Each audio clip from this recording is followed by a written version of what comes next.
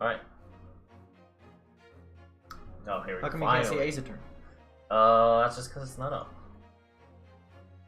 Okay, good. Oh. Perfect. See, now we're live. Hey guys, welcome to today's stream. I'm actually just gonna pop out chat.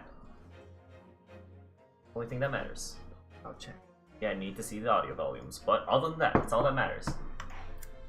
Alright, anyway, welcome back to today's stream. Today we're going to be finishing up Ace Attorney, the first game, the great Ace Attorney.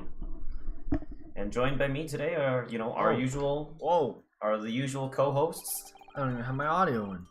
And last we left off, we I think we basically went over Gina's perjury and brought it to court to prove that the Edgar Benedict the box was important. Yeah, that he had taken something out of. Yeah. And that this is the said box that they finally brought in. That's it. I really think that's it. Yeah. Go send it. It's your line. It is? So this is the article in question, is it? The small box deposited with the pawnbroker by Mr. McGilded 2 months ago. That's you. Oh, sorry. And on the night of Mr. Winterbeck's murder. Sorry, I'm so fascinated by you guys untangling your headphones, I literally just sat here and just moved my fingers. I think you want to just untangle it. The only item on the shelves that was touched by whoever broke into the shop. Quick, let's open it and see what's inside. It's it's a music box. To play the music disc. Yeah, wow. Good gracious, this is no ordinary box, it seems. Wow. Although in truth, I had an inkling that might be the case. It would appear that the box houses a miniature music box movement. Then, is it too much to expect? Finally, click and pointers. I think it would be reasonable to assume that it is a device for the playback of this disc, my lord. Welcome, Aldo. Finally, clicking pointers. No, sorry, this isn't Valorant. Oh, yeah, what are you clicking? So here we have the means to play back Mr. McGilded's disc, deposited at Winterbanks at much the same time. Not strictly correct, my lord. It was not McGilded's disc. It was the disc of his victim in the omnibus. But why, for heaven's sake? Are we to understand that the brickmaker was trying to sell this music box disc to Mr. McGilded? Well, it's just an easier version of this game. True. I believe the answer will become clear if we listen to the music on the disc, my lord. I don't have to... Well, never mind. Yes, very well. Let the court now listen to this curious disc at last. Yeah, I don't have to think it all when I play Valorant. Wait, my lord! Good grief, what is the meaning of this, Inspector? The music box and the discs are, well, they're unrelated to the case. No need to spoil the somber atmosphere in the courtroom with some silly bit of music. Objection! This disc may very well have motivated the culprit in this case to commit murder. Clearly, there's every chance that it's fundamentally important to understanding what's happened. The prosecution has no objection. But no, that piece of evidence is police property and... Clearly, Scotland Yard has some vested interest here. Yeah. But it is policy of this prosecutor to leave no avenues unexplored. And you, Inspector, have no jurisdiction here to prevent that from happening. No further delays, please. Play the disc. Ooh. Will the real Slim Shady please stand up? Blah. My name is Bob. Would it even play with that? Oh, it's Morse code.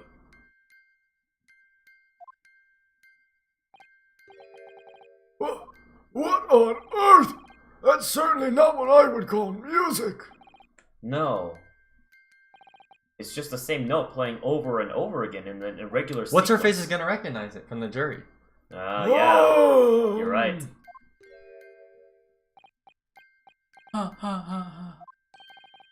Mr. Graydon. This really is priceless. After all that, the music box is broken. Broken? It can't be, can it?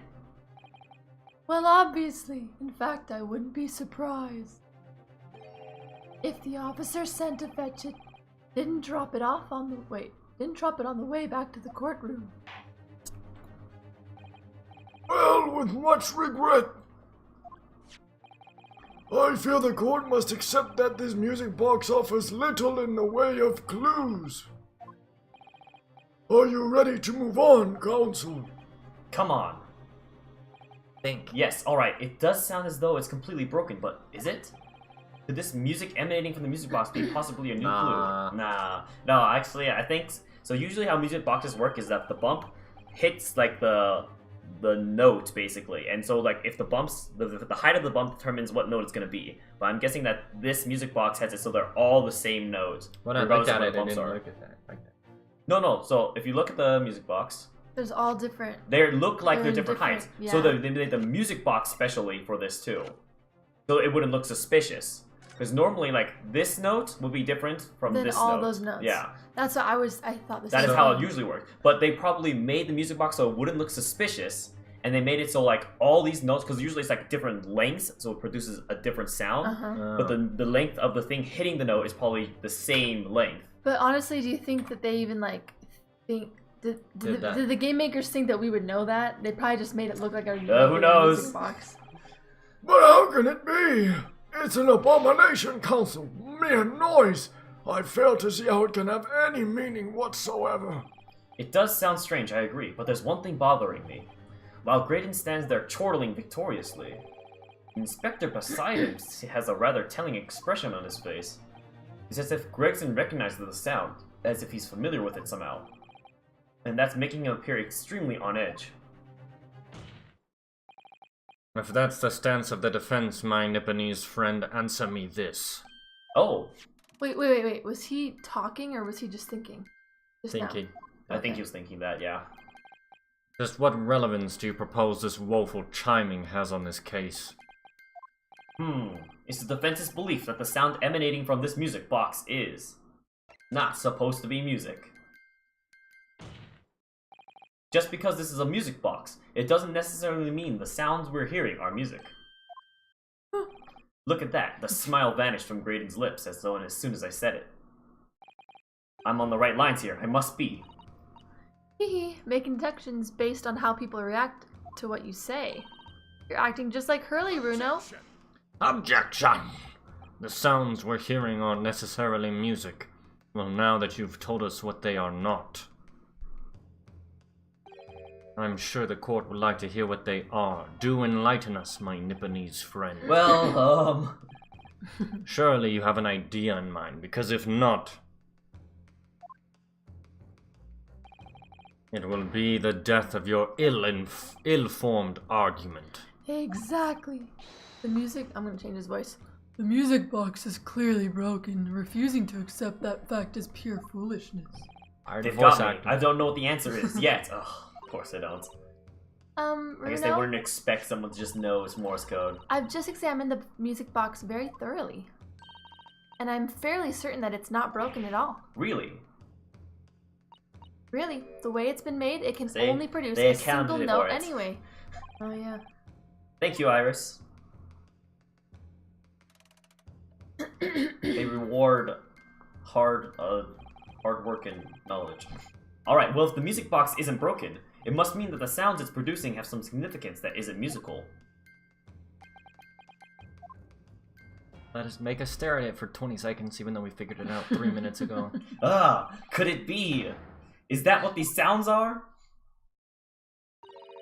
Some things just struck me, Runo. I feel like recently, in the past few hours even, I've heard another sound very much like this one. The one this music box makes. It's for the uneducated who don't realize it's Morse code. Yes, it's a familiar sound. Actually, Iris, I was just thinking exactly the same thing. Morse code, yes, it is Morse code. I'm going to have to press the defense for an answer if your assertion is that the sound produced by this music box is not in fact music at all.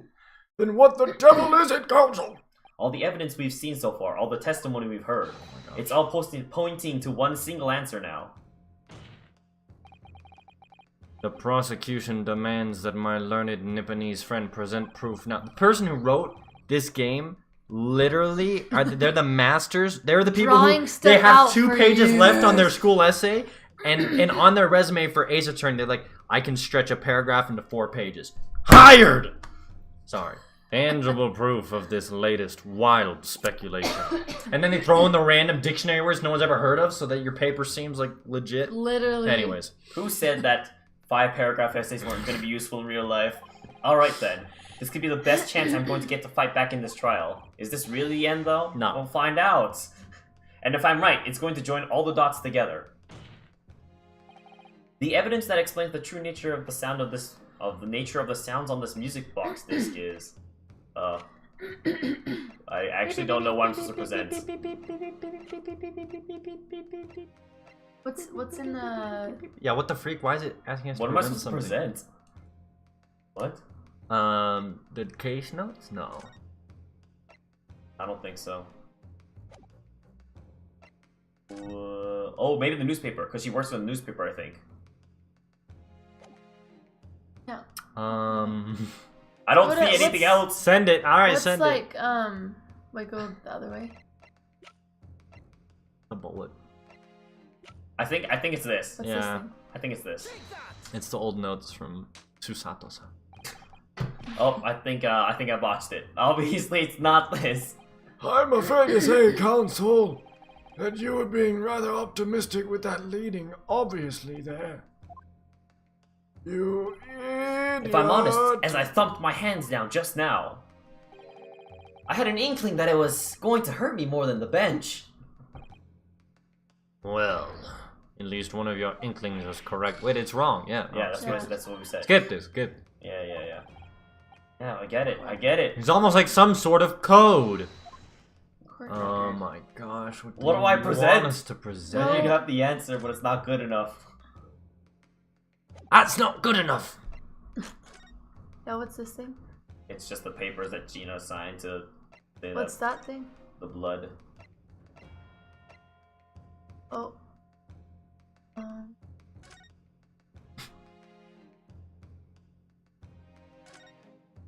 What? Come on. Okay. Does that manuscript talk about anything about Morse code? Well, I don't know. We don't know that. I don't think we're gonna read the entire manuscript. Not the autopsy. Hey, you never know, man. Considering I'm already lost. Why are you looking at his butt crack? Where else am I supposed to look? Oh. No. Obviously no. You know, if there was an obvious answer, I wouldn't be doing this. True.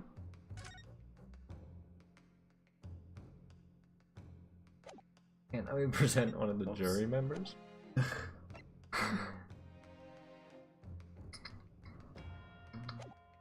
Telegraph when you need it.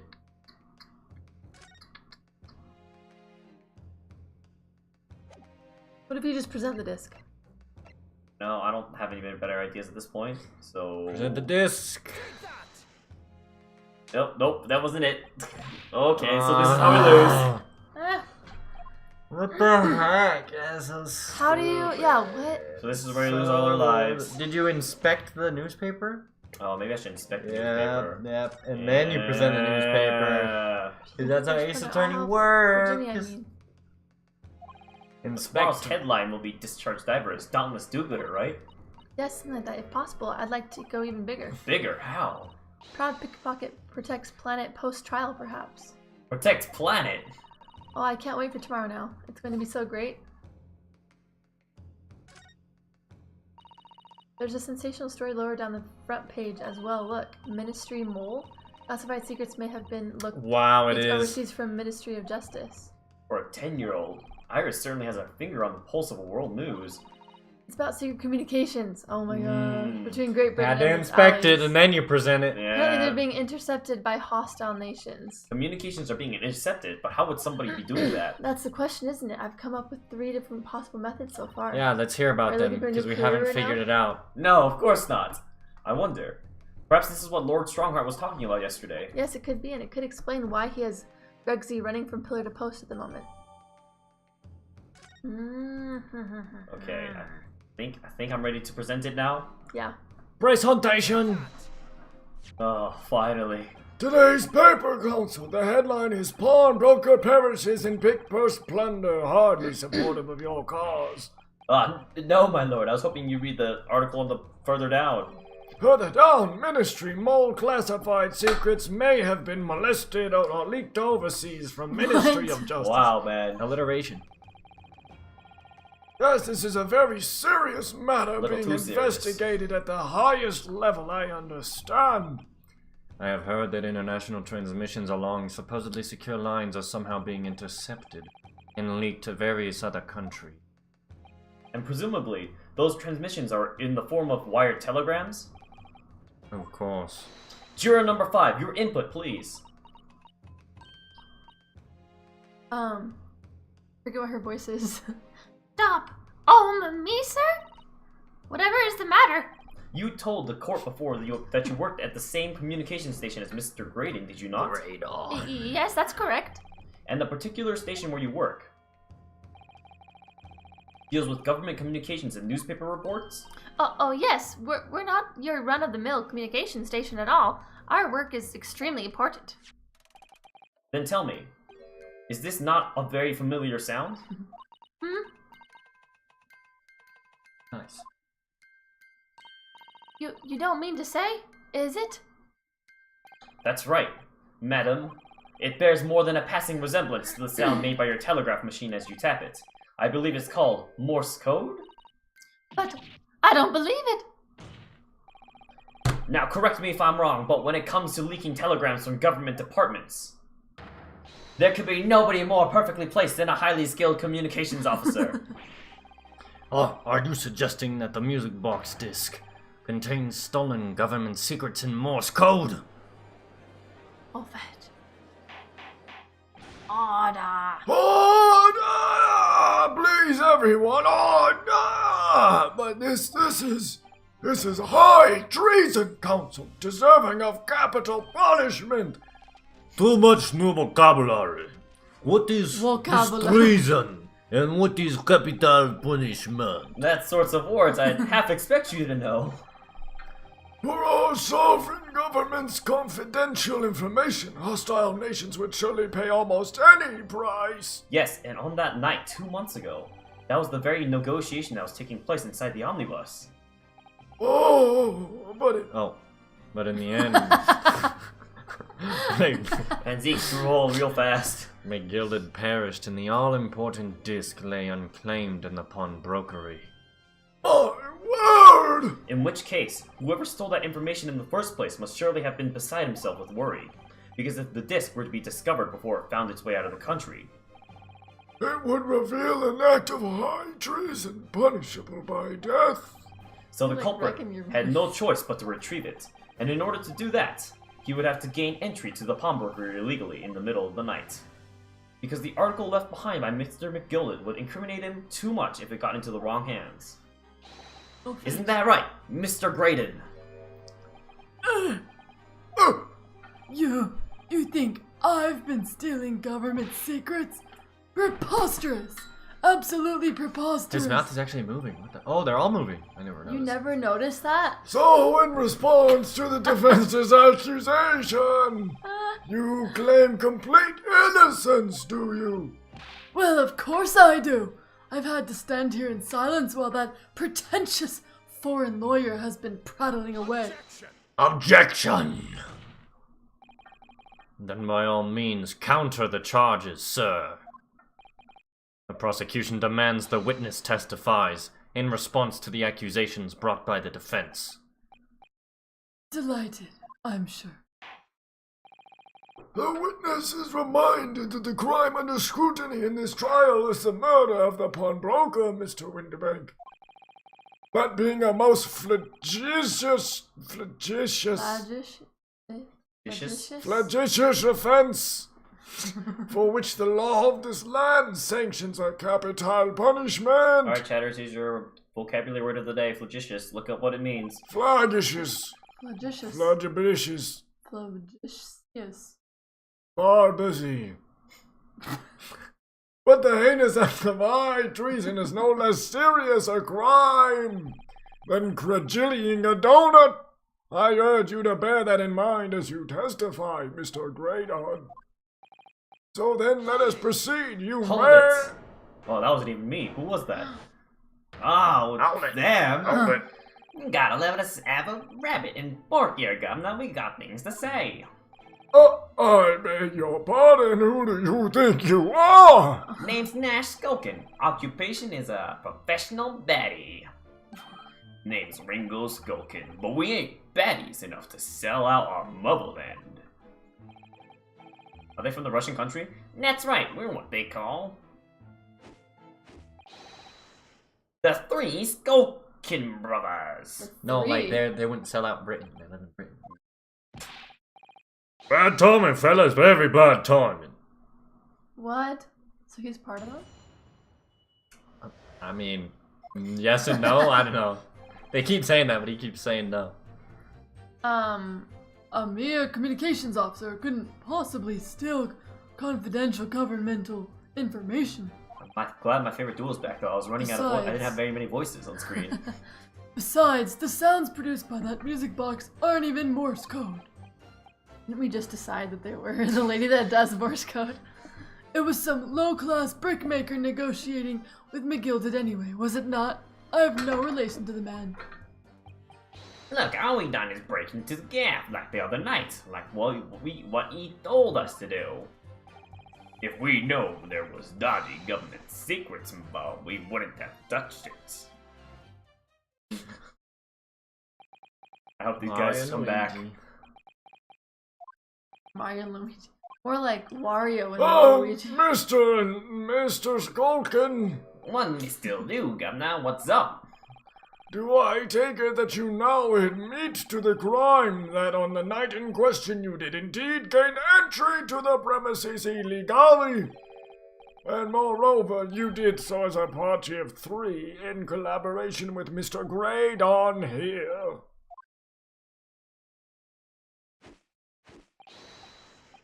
We did, Gov. We did. Oh, they sold him out! Oh, goodness gracious! Order! Quiet down, please. What say you to that, Mr. Greydon? I have no idea what these two ruffians are referring to. You little rotter, getting us mixed up in all this monkey business. You never said nothing about no government secrets. It was supposed to be a straight-up job. And what about the geezer whose shop it was, eh? Poor old bloke didn't have to die, did he? Oh, Nice to know who your friends are. whatever these men say, I deny the accusations. Indeed. Well, I certainly wasn't expecting this little music box to become so significant in these proceedings. However, as it has, I will admit it into the court record as evidence. For 4 hours, I'm not gonna have a voice. You can pretty much call him. Mr. Hurd. Oh! Yeah, dude, he's lying so much on the stand. Felt hurt. Oh, okay. 7? No, there we go. This is the mechanism that turns the bumps on the disc into sound, isn't it? Yes, the movement. It's all thanks to the comb. With its teeth that are plucked by the passing bumps. Usually the teeth on the comb are different lengths. It's There we different go. lengths, not different. I see. Right, yeah. Oh yeah, no, never mind. No, Yeah, that's you're exactly what I right. was saying. Are different lengths so that each one produces a different tone. But this comb is very strange. All the teeth are exactly the same length. Well, what does that mean? It means that no matter which tooth is plucked by the passing bumps, the music box will make the same sound. I've never seen a music box like it before. Yes, it is strange. A music box that can only play a single note. There has to be some significance to that, surely. What? Right. Didn't we already establish the No, I was- significance of What's that? that thing on the bottom? Is that just a read? Wait, I think it's actually something. Oh, What is it, Runo? I've just noticed something about this music box. It looks like the bottom of it opens up as well. Ah, you're right. Well, come on then. What are you waiting for? Let's open it. Alright then, here goes. Okay. Look at that. There's another movement on the underside. So, does that mean you can set another disc to play back on this side? Oh, fudge. Yes, I think so. And it looks like the two movements are linked together. They're linked. So if you had two discs, they would both play back at the same time. And there was 2 discs. And there are 2 discs, aren't there? Yeah. Yeah. Who'd have thought there had been a second movement on the other side of the box? And this movement is like the other one. The comb's teeth are all the same length. So this movement only produces a single tone like the other one. Yes, it must do. Except that It the must length- do. It must do. Except that the length of the teeth on the 2 combs isn't the same. So the single tone produced by this movement will be different to the single tone we've already heard. What? Basically, each movement can only produce a single note. But the notes produced are different. A music box that can only play 2 tones. Hey, but we just discovered One's the something way longer cool. tone, one's the short. Hmm. In Morse code, there's the dots and the longs. Oh, okay, yeah, you're right. That's what it is. Yeah. Where's the other disc then? That's in the police. Because the whole point is there's 2 discs. There was the one left in the music box. That's why he went in to steal it. And then there's the one that's with the police. Alright, press him, press him. So this is the newspaper headline. So is this newspaper headline accurate? Government communications are being intercepted. How could I possibly know? What do you mean by that? Any important government... I keep getting his voice. Any important content. government communications are handled by high-level officers, by specialists. General members of staff in the station where I work would never be entrusted with sensitive information. All I provide is content over here. Oh no, stop! That's the Oh. that's the juror. It is? Yeah, she's the only one. Oh who no! knows. Oh no! Stop! You must say something. Stop! Let me guess. Juror number 5. We regular communication station officers aren't as lowly as you're being led to believe. A team of us are responsible for setting up and testing the telegraphs used by the ministry. It's always the content that people want. And Mr. Graydon is the team leader. That's fascinating. But It'll Graydon do. is highly skilled operator. Oh. What? Oh, it's She's highly like- skilled operator. Oh, Stop. she's in love with him. Currently in No, presence I don't of think idol. so. Stop. I don't Look at think her. so. Look at her eyeball. She's in She's pres- done that before. She's in love with Graydon. No, she's done that before without. But she's talking about Graydon right there. I think she's. No, go back and read it. Read it. I'm right. Look, Oh, and yeah. Mr. Graydon is the team leader. I don't know Graydon about- doesn't say anything. Graydon is highly skilled operator, currently in presence of idol. I don't know about. She's in the love. presence of an idol. Her eyes, she's blushing, and her eyes are stars. She's called him an idol. You could look up. So you could pretty be much what meeting she's your saying- idols. You could be what she's very saying, flattered. though- You're really gonna be she's this like- stubborn. Yeah. Well, but what she's saying though too is, like, no, he knows what he's doing, so he is. If I'm Yeah. blushing skilled. and there's stars in my eyes. No, I know, but she's also saying that he's. All very right, Judge. skilled. So, this is why you don't have a girlfriend. Not capable of understanding simple All right. human communications. All right. So, you had acts. Oh. Well, what of it? The transmissions are always made behind closed doors so they can't be heard. And in any case, all messages are sent in cipher. Normal employees couldn't possibly understand them. Oh no! Stop. Must say something. Stop. Mr. Graydon regularly attends meetings with ministry technicians and the ministry communications She's just team. exposing him. He assists them in ensuring that there are no errors in important international communications. And he has received the top prize at the cipher cracking convention 5 years in a row now. He's just the equivalent of like some superstar in the Morse code world. Pretty much. That's fascinating. Graydon Look at is that. highly skilled operator. Stop. Currently in presence of idol. Stop. Well, your idol would appreciate it if you'd keep your mouth shut.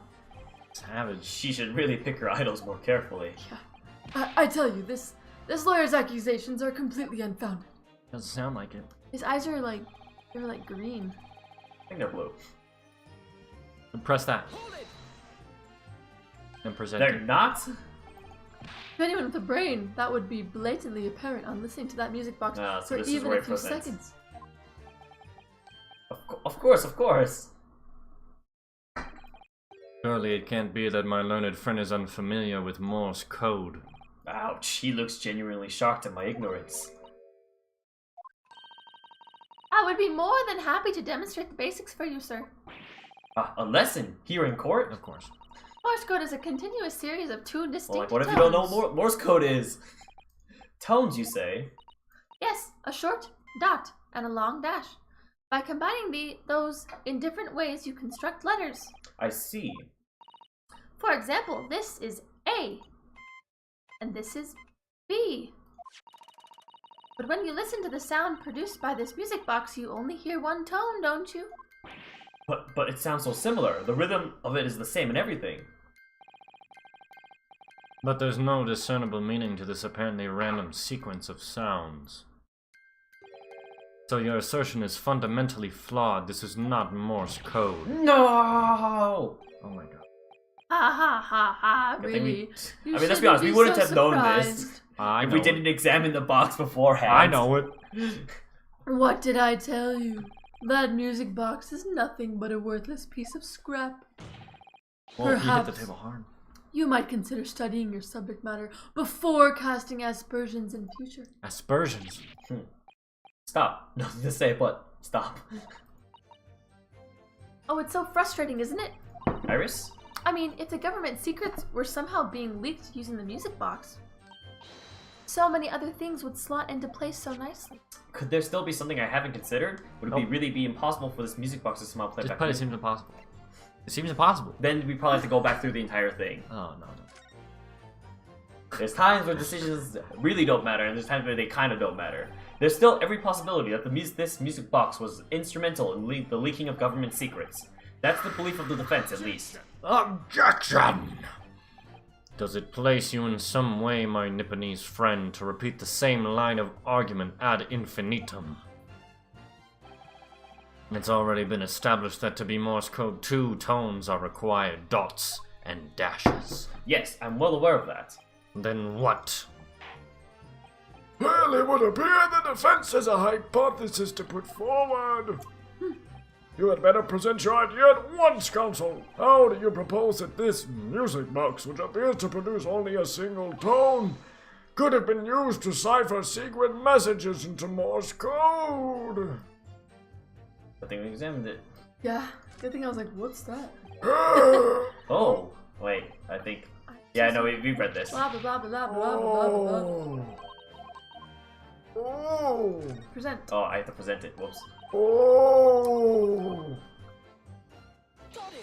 Got it! Whoa. Oh, good gracious! What am I looking at here? Another movement on the underside of the music box. What? It appears, my lord, that there are two movements. The two movements are linked together. In other words, you can put two discs in this music box, and the sounds of both will play back at the same time. Good heavens! I was wondering why the juror wasn't telling us Oh, like good heavens. what the music disc was saying. As the court has learned, Morse code comprises it's government of two secrets. tones. Sorry, I guess. A short dot and a long dash. Well, either way, it's gonna get played in court. Everyone's compromised. CIA team drops into the side, just takes everyone Oh out. my. Game ends, cliffhanger. It's a MI6 We all actually. died, and then it just shows you and you barely Everyone live. Yeah, With the second disc in place, this music box could have been used to generate Morse code and convey a message. Yet this place tastes in England. Come on, it's not CIA.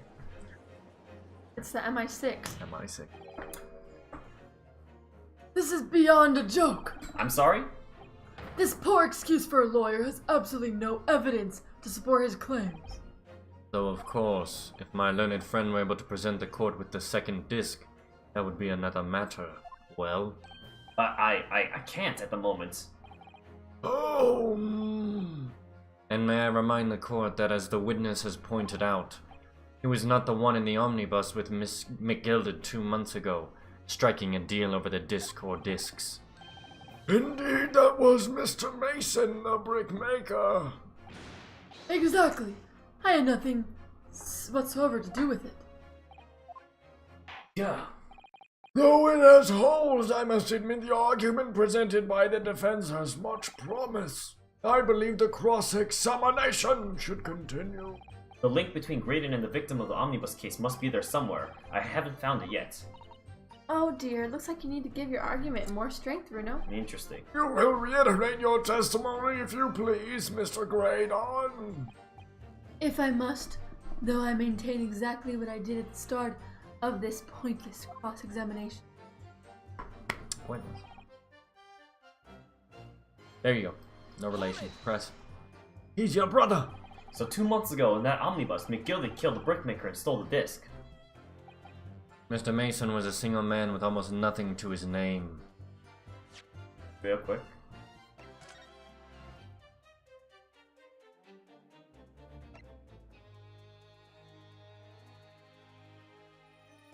We Okay. go back. Mason, Milverton, male, East brickmaker. end of London. Gotcha. Where's Mr. What's I his don't face? know. Where We'll, did we'll he come up. We'll find out. Okay.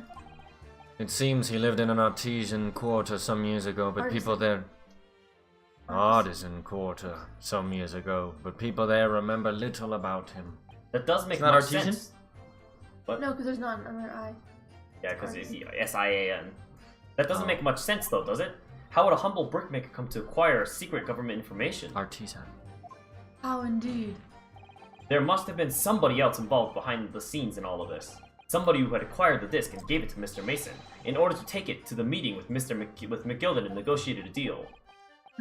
Dear me.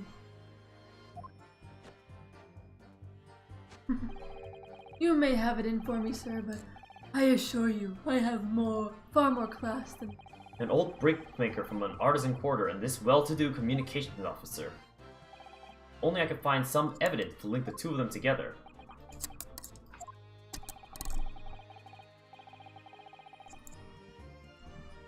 If you have nothing more to add on that note, let us return to the witness testimony.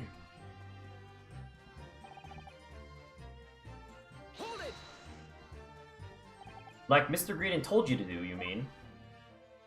That's it. Yeah. Who else, eh? Oops. Silly me thought he was just popping over for a natter after all the years, but the water had a dodgy job for us. Eh, Ash? Eggert? Let me stop you there, Mr. Skulkin. After all the years, you say? You mean to tell me that Mr. Graydon is an acquaintance of yours?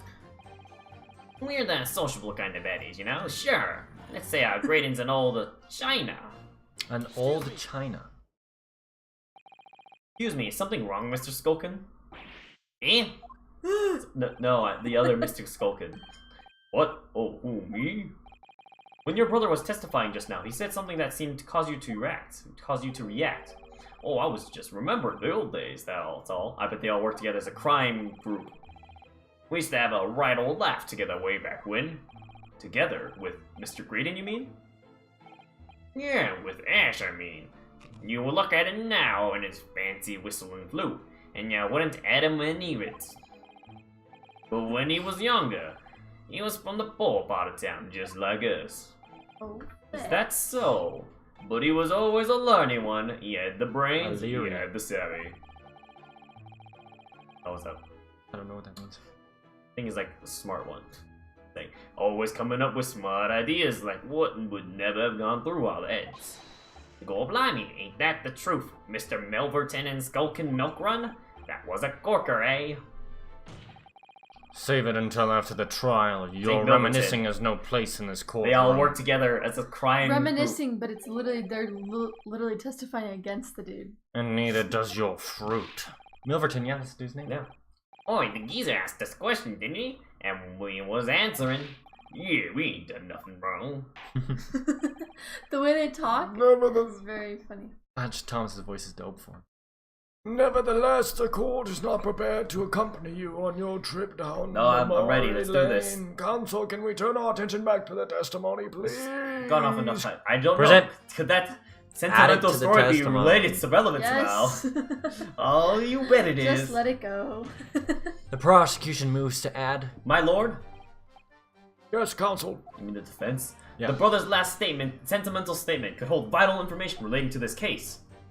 Very well, counsel. I will permit the brothers to supplement their testimony with that detail. Briefly, I hasten to add.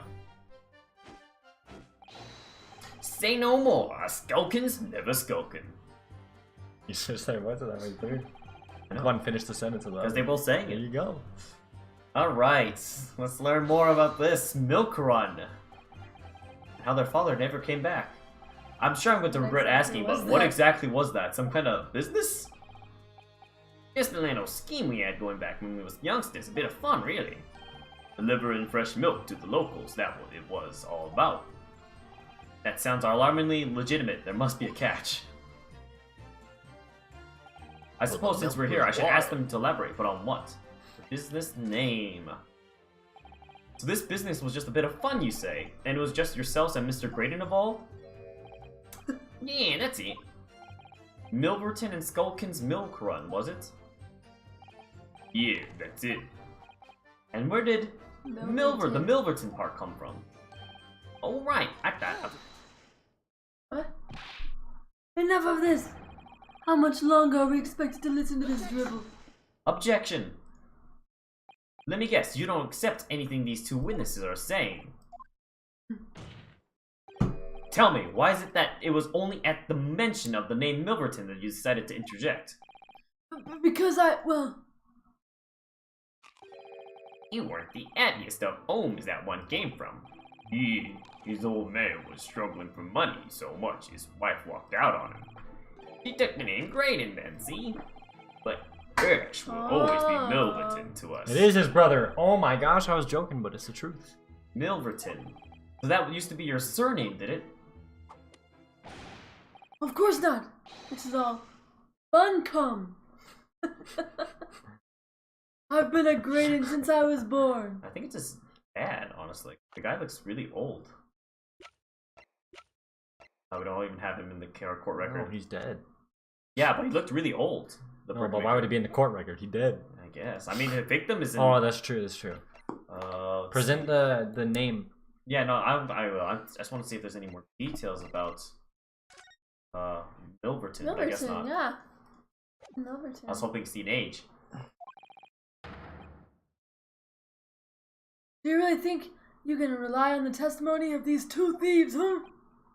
You're a communications officer attached to the civil service. As such, your personal details will have been thoroughly checked at the time of your appointment. It would be a very simple matter indeed to subpoena those records, Mr. Graydon. Ah! Well, it would appear that Mr. and Mr. Skulkin's testimony has been reliable. For once, you were born Ashley Milverton, then. Is that correct? Is Ashley an androgynous name? Yeah. He's gay! I've never heard that. Never heard Very of well. that guy. Yes. So Ashley Graydon was once Ashley Milverton. That information could change things and could turn out to be extremely important. Alright. Oh, fudge. Alright. All of a sudden, we seem to be up to our necks in a serious matter of national security. Although all this talk about interception of secret government messages is still just conjecture at this stage. It would explain a number of things, though, wouldn't it? The negotiation Ginny overheard on the omnibus 2 months ago, and the break-in at Windibanks. But the trouble is, it wasn't Mr. Graydon in the omnibus with Mr. Gilded. No, that was Mr. Mason, the brickmaker who was so horribly murdered. Maybe we should check the notes and figure out if there's anything else we can find if out. only there was Wow. some link between the two men. I know, Lose but brain Mr. cells. Graydon's Didn't testimony we seems to be as just- watertight as ever. I wonder if the key to us making headway with the cross-examination here could be these two brothers. No, they're useless. Get them out of here.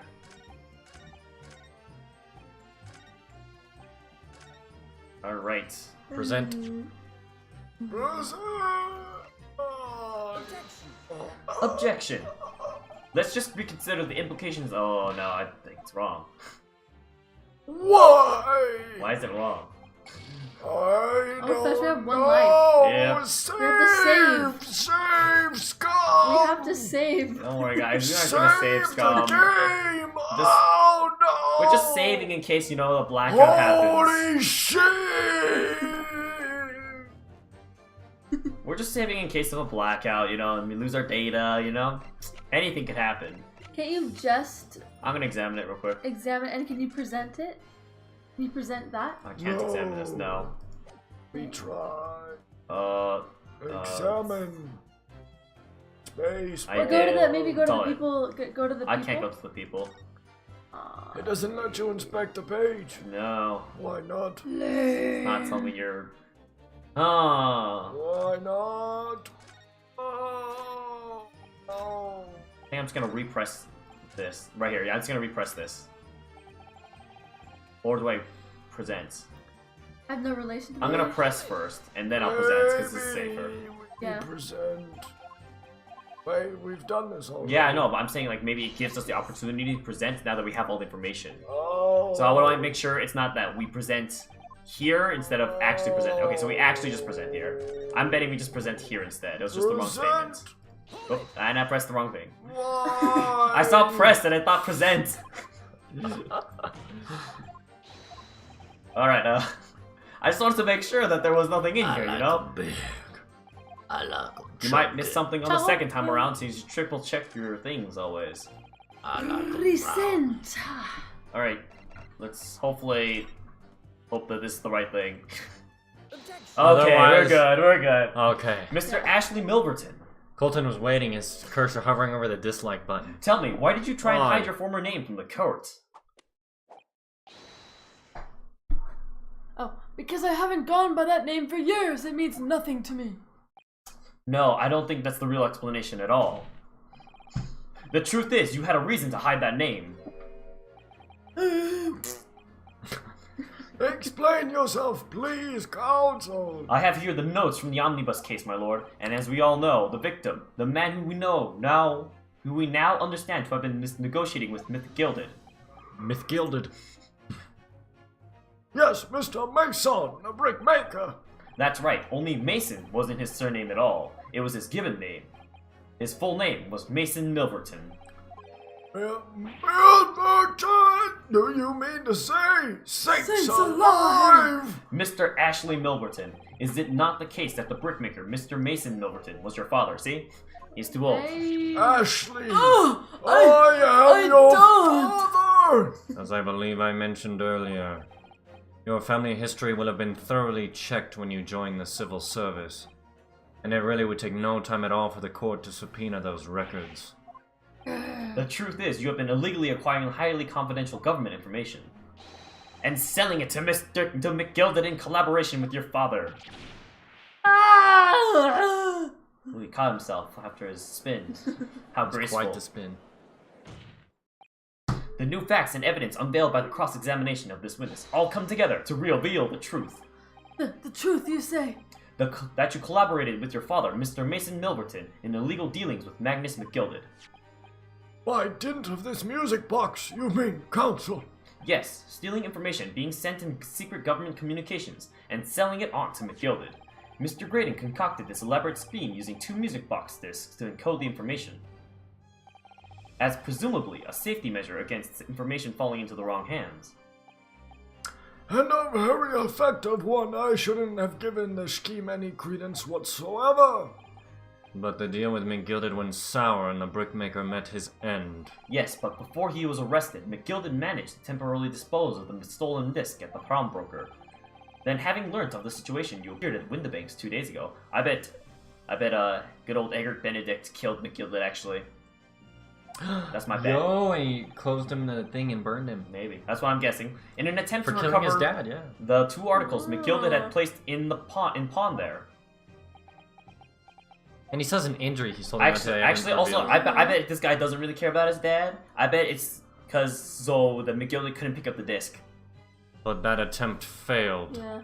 One of the discs was seized by the police, and the other you never found. So that same night, you enlisted the help of the Skulkin brothers and broke into the pawnbrokery. This time, determined to recover the second disc. Are you suggesting that the second disc was inside the music box? Eh? We never knew nothing about that. On the night when Mr. Windibank was killed. Why is this a recurring mechanic? The intruder to the pawnbrokery touched one item, and one item alone, the music box. As rather ingeniously demonstrated using the 2 prints from the security camera, indeed. So the question that naturally begs answering is this. Why was only that one article disturbed? It begs the question. The answer is obvious, because it contained the second disc which the intruder was desperate to retrieve. Since if it were to fall into the hands of the police, it would be proof of high treason. Well, Mr. Graydon, do you deny that all of this actually began on the fateful night 2 months ago? Of course he did. I refuse to accept any of this nonsense. Wouldn't be an Ace Attorney game without it. The man hasn't had his breakdown yet. He's Sir. getting there. He's getting there. Yeah. There appears to be blood seeping through the sleeve of your jacket. Oh, fetch.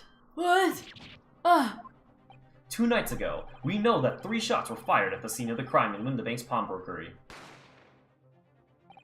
1 took the life of the pawnbroker himself. 1 struck the pouch around Mr. Sholmes' waist. Yes, another episode out of context clips. Wait, what clip are you even getting? And the final bullet You just take all the clips of stuff we say and take it out of context. It's amazing. struck the calendar on the wall of the shop, having first pierced the arm of one of the intruders. I would assume you would only say that there's a new clip. That's true. Mr. Graydon, that wound on your arm that you seem to be trying to hide is a bullet. It's a bullet wound, isn't it? He's got you now, me old China. Time to call it quits and croak, I reckon. What do you say? don't acknowledge my presence there under any circumstances whatsoever. Those were my terms, remember? And I paid you handsomely to comply.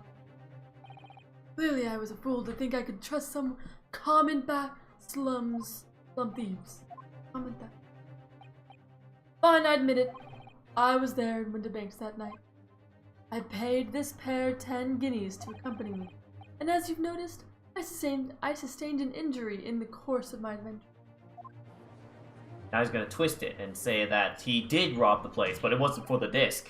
But that is all. I admit to nothing more. Stealing government secrets? Negotiating with Mr. McGilton? Wow, he does not care about that injury on his arm. As God is my witness, I'm sure I recall nothing of the sort. He's not going down without a fight, not until I can show her evidence, I suppose. Nevertheless, the defense has now established a crucial fact. Which is... Well, we know that one bullet was fired from each of the 2 firearms we have in evidence. The bullet from the Skulkin Brothers' gun hit the pouch around Mr. Sholmes' waist. And the bullet from Mr. Windabank's gun must have been the one that caught Mr. Graydon on the arm. Indeed it must. We can rule out the possibility that the man shot himself.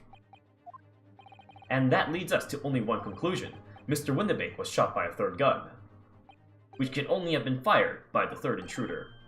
Goodness! Oh, I guess that's all we're still going for at the end. That's right, Mr. Graydon. We're just trying to make sure. He says our response grr and you is- go... The only person who could have possibly shot Mr. Windabank that night is you. You forgot we were just pretty much having this because of the murder. Pretty much just admitted to the murder.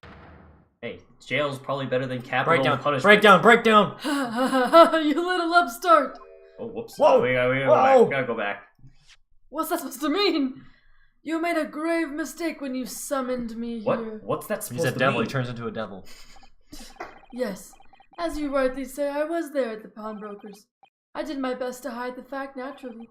I had no intention of ruining the distinguished career I'd built for myself at the communications station.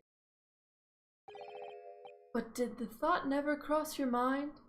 Did you never consider the possibility? What do you mean? What thought? What possibility? The possibility that if I was there at the scene, I may have witnessed the crucial moment. His little smile. This makes me a key witness in this case, and I have my hands firmly around the neck of your client. I don't know. This guy's been lying the whole time. What? Yeah, Are you suggesting? I saw it all. I saw the very moment that pickpocket girl pointed the gun at that poor defenseless pawnbroker and shot him. What's another lie to the pile? What? What? Mr. Hurd. Twisted it. Mr. Hurd. Order! Well, it would seem we are finally entering the last act of this theatrical trial. Theatrical indeed. Mr. Graydon, Yes. I trust Fully you are aware. not as stupid as I think you are. Fully aware of the implications here. If it is shown that your claim is false, you will have incriminated yourself as the killer. Like off. Oh, I understand fully. I mean, what's the worst case? He gets Then I must incriminated as ask killer you either way. I to know. give your formal testimony once more. You will explain to the court precisely what you saw at the moment the defendant allegedly shot the victim. But now it's literally just who do you choose to believe? This is so stupid. No, because we're gonna find the flaw in his testimony. No, I know, but in a real court, it's like Yeah. I would never trust him. Yeah. Exactly. Well, that's why there's a jury, right? They'd be like, oh, this guy's probably lying at this point, and they would just say, like, oh, he's guilty. Or the girl's Guilty. innocent. Nothing would give me greater pleasure. 3 years, Your Honor. On the bus to Takawama. Bam. They got me chained to Roberto. While these ruffians were jostling with the broker, I was still near the entrance. When Windemink threw Nash over the counter, I felt a sharp pain in my arm. I pursued the man, but he shut himself in the storeroom. I could see him through the peephole in the door, though. The accused, in a black coat, shot the man in the back as he was trying to flee to safety. I saw the blood splatter all over that wretched girl. There was no blood on her, was there? I know, there wasn't. Then she tossed the gun out of the peephole. So I picked it That up makes and made my zero escape. sense. Wait, Tossing wait, the wait. gun out of a peephole? Well, it's the square. It's not a peephole. It's a peephole, but It's like, like a- you could easily throw it Good through. gracious, this is quite extraordinary testimony. Okay, your claim, sir, under oath to have clearly seen the defendant pulling the trigger. Alright, looks like this is it. You should have gone into a career of writing novellas. Order! Order! It wasn't my intention to testify in this way.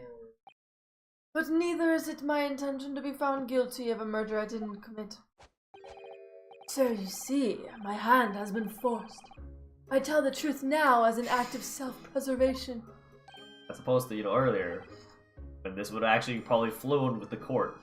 The truth. Until now, the prosecution was completely unaware of these details. Yes, well, I'm sorry about that. Having shot me in the arm, the pawnbroker was then shot in the back by the accused. And as I said, she was showered in his I blood. think we press that and then present the photo. Yeah. You say the blood spattered over the accused coat. Are you sure on that point? Oh yes, quite sure. All over the black overcoat that pickpocket girl was wearing at the time. Really? If her coat could somehow be shown to harbor vestiges of blood, that would be conclusive evidence. What? How is that conclusive?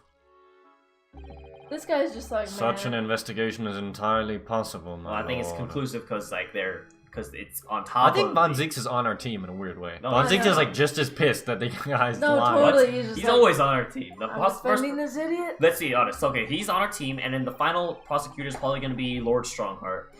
He's probably going to be the big bad. Strongheart is not the big bad. No, I bet he's the big bad. no way. He's the one He's sending- in on it. He's the one sending Gregson around to do everything. Oh, and Gregson's in on it too. Yeah. Wow, everyone. Only very recently, a German scientist has developed a technique to identify human blood. So here's to true science, not some amateurish detective's dubious foray into the world of chemistry. There's nothing dubious about Hurley's work. His ideas are all sound. Ideas are no use to us here, in science as in law. Theories must be proven before they stand. In Germany, the technique has already been employed in the courtroom as the basis of evidence. Scotland Yard has a small quantity of the chemical reagent convenient. used. With your lordship's permission, we could shatter all vestiges of doubt within minutes. This doesn't look good, Bruno. Why not? Because I lied Well, to you. we know, don't we, that there's blood all over the front of Ginny's coat. I don't remember this. If they test it with their chemicals... Oh, help! You're right. I was forgetting what happened I yesterday. do remember that, yeah. Blood all over? Mm-hmm. Don't move, Ginny. Oh Good yeah. Oh yeah. But isn't this from... Because it's Mason's coat, though, right? Yeah. Because it's not... Yep. Yeah. But then this is probably... Yeah, okay. But that's not It's from Windebake's 2 blood. months That's a ago. stain. It's from 2 months ago. That's Mr. Mason's blood from when he Because was they're the stabbed by same Gilbert. family, it's gonna come back as. Oh no, wait. That has nothing to do with anything. My lord, the defense objects to the test proposed by the prosecution. Overruled. The defense seeks make it so at once. Ah! With pleasure, my lord. And while we await the results, the defense may proceed with the cross-examination. Once they find the blood on that overcoat, Gina will be... Dead. Yes, my lord. Oh, your cross-examination. Of course, my lord. If this cross-examination doesn't go well, if I don't manage to uncover some decisive evidence now, or a really compelling clue now, I have a very bad feeling about the outcome of this trial. Okay. Alright. Let's look at the evidence for us real quick. Don't autoplay. Okay, so we have... Jostling with the broker. They said that they never met anyone, right? What? They said that they never messed with the broker. Like, press this statement because the Skulkin brothers never jostled the broker. No, they did, because that's why the guy was thrown over the counter. They did talk about that. No, because Windabank threw them over the counter. So we don't need to press that. Is Windabank the fat dead guy? Yes. the guy? Okay. And then there's one more evidence I want to look at. So there's that, and I don't remember whatever. Alright, let's press it for now. No, we don't need you. Alright. When we were through Nash with the counter, I felt a sharp pain in my arm. You mean that that's the moment you were shot? Wait, should we save it right before this? No? Before we present anything, yeah, I would say we save. Okay. We're at one line. So we don't have to go back to the whole thing Yep, and then play through. And I'm saying before we present, yes. Yeah. But not before we press. Right. Two. Oh, sorry. Yes, though I didn't immediately realize what had happened, of course. Oops. Things crashed to the floor from the counter as the three men were brawling. It was at exactly that moment that it happened, so I didn't hear the gunshot. And the bullet went on to strike the calendar in the wall behind you. So it would appear. When I looked at my arm, I saw it was bleeding badly, so I wrapped my handkerchief around it. Seeing as I couldn't explain what had happened to a doctor, I had no choice but to wait for it to heal. I didn't imagine it would still be bleeding 2 days later. A bullet wound? Did Mr. Windabank intend to shoot you, do you think? Well, no, I don't imagine he even noticed I was there, to be honest. Perhaps the gun went off accidentally. Anyway, it didn't quite strike home. When I pulled my gun on him, he tried to shove me out of the way. And then he scarpered through that door out back. At which point, what did you do? Wait, but where's the third gun? I don't know. He brought a gun. He's saying he doesn't have a gun, though.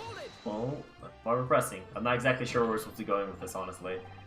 You mean you chased after him? I don't recall the reason why, but I ran after him to the back of the shop. And what about this peephole in the door you mentioned? Well, unsurprisingly, the storeroom's door's a solid job made of stout wood. Oh. Well, there's a small opening in it, about head height, and lets you see what's what in there from the outside. Actually, I should know that, shouldn't I? I looked through it myself last night.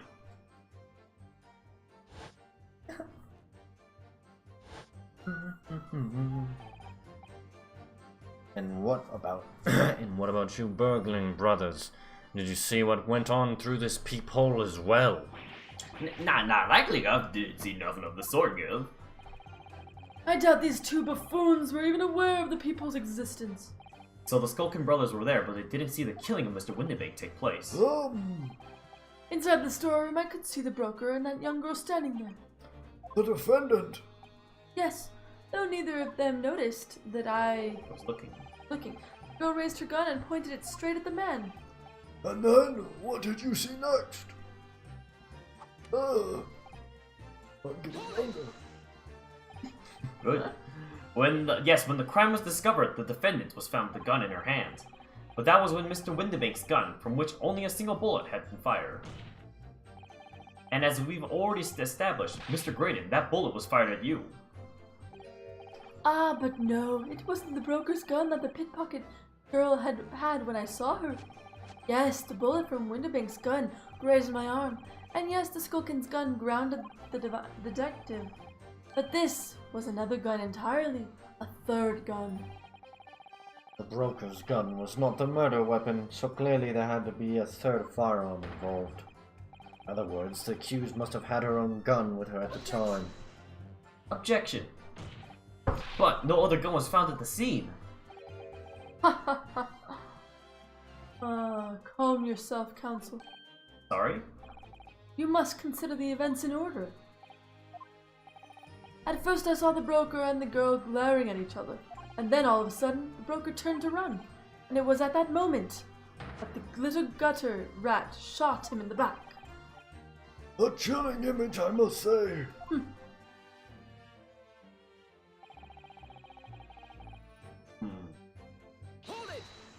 Still don't know where to go with this.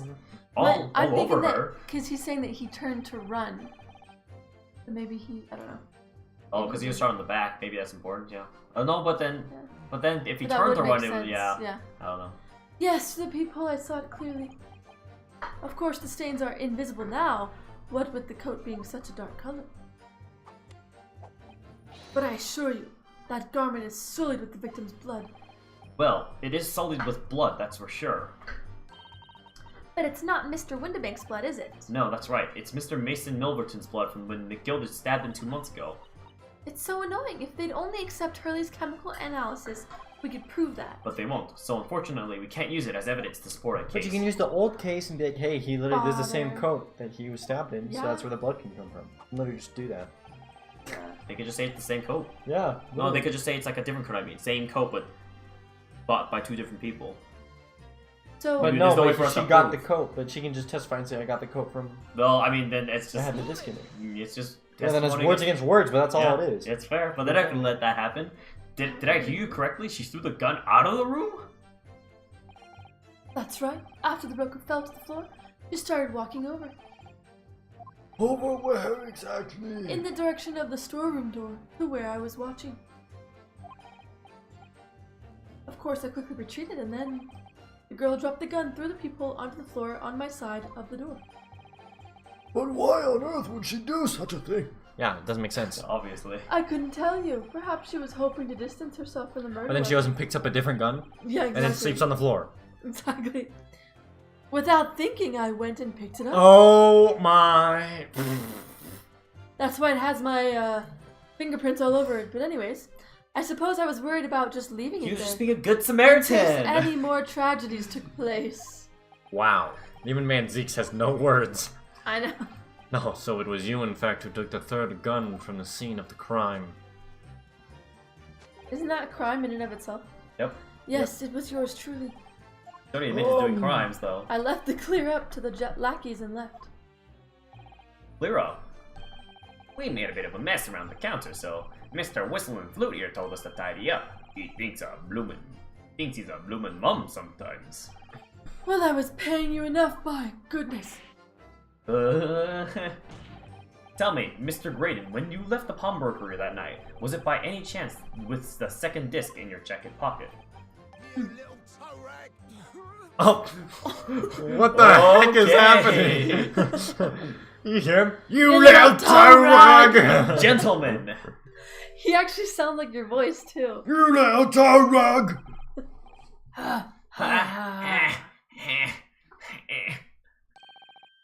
Something wrong, Sunshine. That should be my line. You do realize you were just violently shaking Mr. Skulkin. Blimey, this is a bit of a hooligan, ain't he? What's going on just now? You saw him, he grabbed me whistle. Won't you Why grab the my blazes, whistle, he said. baby? Why the Whistle, blazes, baby. he said. Didn't you mention the third gun when we got down the station? And why didn't you? Cause we didn't know nothing about it. Or that flaming peephole in the door. Sorry about that. I can be prone to losing my rags sometimes. Not hurt, are you? Or blimey, seeing the ways what he's looking at me, I'm telling you, this deed gives me the willies. That was strange. The inspector doesn't normally get quite as worked up as that. He wouldn't normally grab someone. No, that wasn't like Gregsy at all. He's normally all sweetness and light no matter what I say to him. Yes, well, I think you might be a special case, Iris. Well, anyway, that was definitely out of character. Okay, what do I do with You that? little toe rug! What's your feeling, Runo? As much as I hate to admit it, I don't see any obvious holes in his testimony at the moment. Really? Well, I don't. But you have to I find a do. way to break this man. Well, He walks over, the picks up the gun gun thing. for no reason, and Yeah. then she stays in But there, there's picks up nothing I another can- gun. but there's nothing She I can doesn't present. flee the crime scene. And What? quickly too, because once they discover the blood on the overcoat Gino's wearing, I can't present anything though. There's nothing I can obviously like contradict. Well, maybe we can present the picture because we have a picture of her, don't we? We Of her don't, I laying don't with the think. gun. It's just in his memory. Yeah, I think that's just the scene we saw. We have a picture of her with the overcoat on that has the blood before she shot him. No, we don't. We don't? Look, there's a picture of her pointing the gun. She's wearing an overcoat. And the overcoat has a blood stain on it. It doesn't have. It wouldn't have blood stain on it because it's from 2 months ago. Yeah, it's invisible right now. I mean, it has it. You just can't see it. I know. That's useless. So, It's a bit strange that he's so sure of himself about seeing the blood spatter over Jenny's coat. It doesn't strike me as the sort of thing you'd claim if you hadn't genuinely seen it happen. Well, we know that Gina didn't shoot Mr. Winterbank, so what's going on? All I know is that it's very unfair. Why should some German scientist's test be acceptable as evidence when mine and Hurley's wasn't? German science is the greatest in the German world. science! German science! Detectives can use test tubes too. Never mind that. I have to find a really stark inconsistency in this testimony somewhere, and I have to find it before the prosecution discovers the bloodstain on Gina's coat. Okay, I'm gonna press the first thing, and then there's probably something around the last thing, but I'm Right. still not sure. Mr. Winterbank emerged from the storeroom, I believe. Ringo and Nash. Oh, Ringo and Nash were scoring the counter when he suddenly appeared and flew at them. He already had the revolver in his hand. Fortunately, I wasn't too close. I've never been so scared in all my life. Yeah, we were just your regular mild-mannered burglars. That's all. We don't like violence. Says the pair who carry a gun. What do you mean when you say you were near the I entrance think I know to the the shop? inconsistency. I was in the doorway, running my eyes over the shelves of forfeited items. Looking for the music box, of course. Broker went for Nash in the first place. Then Ringo joined in, making it 2 against 1. So I assumed they could handle the situation. But I was wrong. I was trying to help me little bro, but the old geezer chucked me over the bloomin' counter. So I pulled me gun on the old fella, and that soon made him scarper. The pair of you setting upon the poor defenseless pawnbroker together, shame on you! Sorry, Gov. Yeah, the inconsistency is that he's claiming that she had the third gun. Oh no, there we go. The analysis is done. But what? But we have the photo of her holding his own gun, pointing him at him 2 hours earlier. So the fact that his testimony says that Mr. Winterbank shot at one of them. It doesn't change the fact that she could have given back the gun either way. But why would she give back the There's gun to the the person that she's robbing? obviously this That's is a nonsensical. huge plot hole. Obviously this is That's nonsensical. a huge plot hole. Requesting your lordship's permission to interrupt the cross-examination. Explain yourself, officer! oh shoot. What I have the results of the test that was ordered earlier, my lord. Wait, should we move the thingy? Oh, never mind. Yeah, it's fine. Ah, the blood on the accused overcoat. Thank you, officer, very well. The cross-examination is hereby temporarily suspended. I presume you have no objection, counsel. No, my lord. But we do. What are you saying? You're the main character. You need evidence. It's always what it comes down to. Well, there you have it. The report, please, Inspector. Yes, sir. Traces of human blood were found on the overcoat of the defendant, Miss Gina Lestrade. From the extent of the stains, it would appear that they were the result of spattering following a gunshot wound. End of report. That's some bullcrap. Goodness me, gunshot wound, that's some Bolshevik.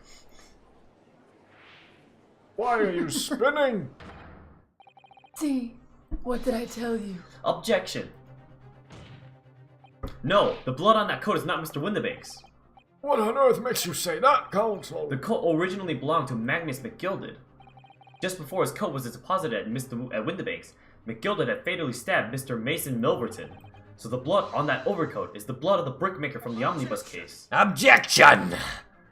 Well, the dead cannot speak. Isn't that right, my Nipponese friend? If we're playing the first 3 Ace Attorney games, they could. Really? Sorry. Yeah, they're spare mediums. But they have ghosts come Oh, that's testify. acceptable in court. Yeah, Oh, that's really? acceptable. Modern. This is modern America. You have to understand. 2 months ago in this very courtroom. In Japanifornia, everything's okay. Did you not argue fervently for McGilded's innocence, and yet now that the man is dead, you brand him as a murderer? Your conduct Yikes. shatters any shred of respect you may have earned for yourself in this country. But that was... I call it bally disgrace. Treachery, that's what it is. Oh, are we gonna have to do another summation examination? How do you determine whether the blood on the overcoat is 2 months old or not? Even a stereoscope couldn't help the answer to that problem pop out. It can't be done. But we use Mr. Sholmes' specially formulated Mr. Sholmes is a detective, not a chemist! Would you put such faith in a chemical formula devised by me, for example, when I'm a communications officer? I held it Piroski to starving boy and he ran away crying. That have to do with anything. Sherlock Sholmes is barely more than a figment of the public's imagination. Wow, how to just write off a That person. is savage. His name carries no weight in this courtroom. No weight at all. How could you say that? And then this is where Sherlock Sholmes comes in. Victory is sweet indeed. This proves that my testimony is the whole truth from start to finish. How do you arrive at such a conclusion, sir? As the witness said, the accused coat was spattered with the blood of the victim. The only way Mr. Graydon could possibly have known that fact is if he saw it happen.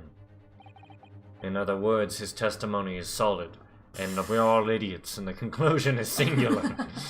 It was the accused who shot the victim in this case. That is the whole truth. Oh my. Ah! Over here. My lord, been a long battle this one, but this old Warhouse has something to say now, if you Warhorse. please. Warehouse. Mr. Foreman! As of this moment, sir, the squadron has reached its final decision. Oh, my summation examination. Ready, men? All for one now. Good grief. Oh, Sir! Guilty. Guilty. Are you kidding me? Guilty. Guilty. Guilty. Guilty. Guilty. Are you kidding me? Oh. Wow. Alright, here we go. Third time. Third time's the charm. Is this the third time you guys have done this on this? Well, it would appear the ladies and gentlemen of the jury have reached a unanimous verdict. Video games, it's the rule of threes.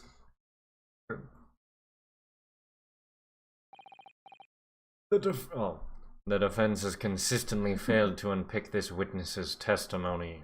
He was only here for like 30 minutes. Here's to any attempt you may make at unpicking the jurors' decisions being equally successful. Ugh. Oh my head. Ugh. Oh gosh. I don't believe it. After I've come so far, how's it all unraveling on me so fast? Gosh. Oh man. This is Very Sherlock distressing. Holmes. This is Sherlock To Holmes. be held in such a low esteem. Oh yeah, it's totally Sherlock Holmes because they roasted him. Nope. Oh. Oh, it is Sherlock Holmes though. He's in disguise. agree? Oh, that's you. Wouldn't you agree, Mr. Narukodo? Officer, you've delivered the report now. That will be all, thank you. It occurs to me with some regularity, Mr. Narukodo, that scientific truths are determined not by science, but by none other than the human mind. I know that voice. Am I going mad? Ugh! Ah! Uh-huh. Oh. Of course his hair changes when he goes. Yeah. He took off his wig, obviously. Mr. Sholmes? Oh, what is the meaning of this, Mr. Goodman? He just Order! Order! What business do you have here, detective? The last I heard, you were recuperating in the hospital. As well as I would be, had I not been set upon an errand. What errand? Early, it's really you. You're awake at last. Yes, good day, Iris. I appear to be rather late to rise. My apologies. Now, my lord, if you will, Is he humor still me. your favorite character? Yeah. In Don't what you love this manner, guy? sir? He This just guy, shows makes out this guy makes the game so great. You didn't bring your hat though. It's okay, he doesn't have a hat. He has a Bailey's hat cap. I have something of great importance I wish to give to the young lawyer over there. I need no more than 5 minutes. Would you be so kind as to spare us the time? No.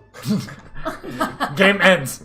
Cliffhanger. Oh god. What say you to this, Lord Van Six? No. This trial has taken many hours of the court's time, having spent so long already. Might as well. Exactly, having spent so long already, we don't want to go wasting any more precious time. That's what they said about Amber Heard. Yeah. All they said is like, we don't want to waste the court's time, sir. Adam. As I was saying, having spent so long already, it would seem churlish Churlish. to deny the defense a mere 5 minutes. Very well, then, Counsel, you have 5 minutos. Finally, I have another character on screen. As I say in your motherland. My dear fellow, I apologize for my tardy arrival. Mr. Sholmes, are you alright now? Oh, change. Now he has the hat. I'm all wrong. Sorry? I've only just managed to summon the strength to stand the man.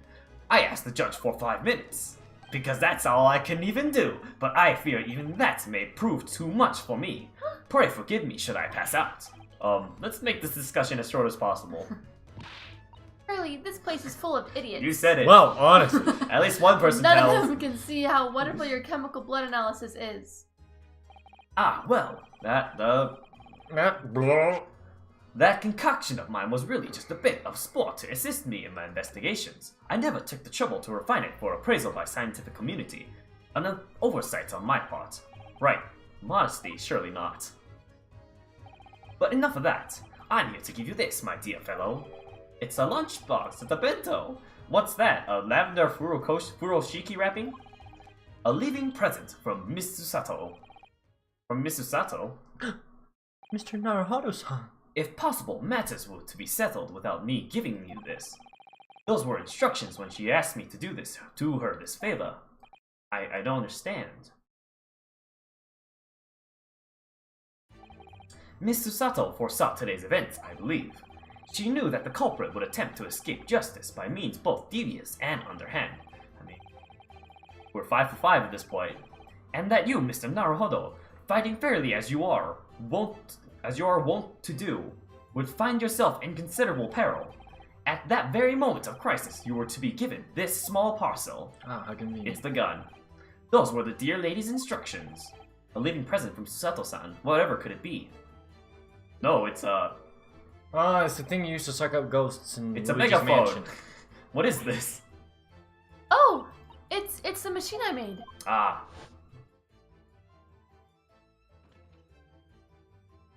Go Wagahai. Go forth. Look, I used this. It's my latest invention. What is that? I actually need a refresher.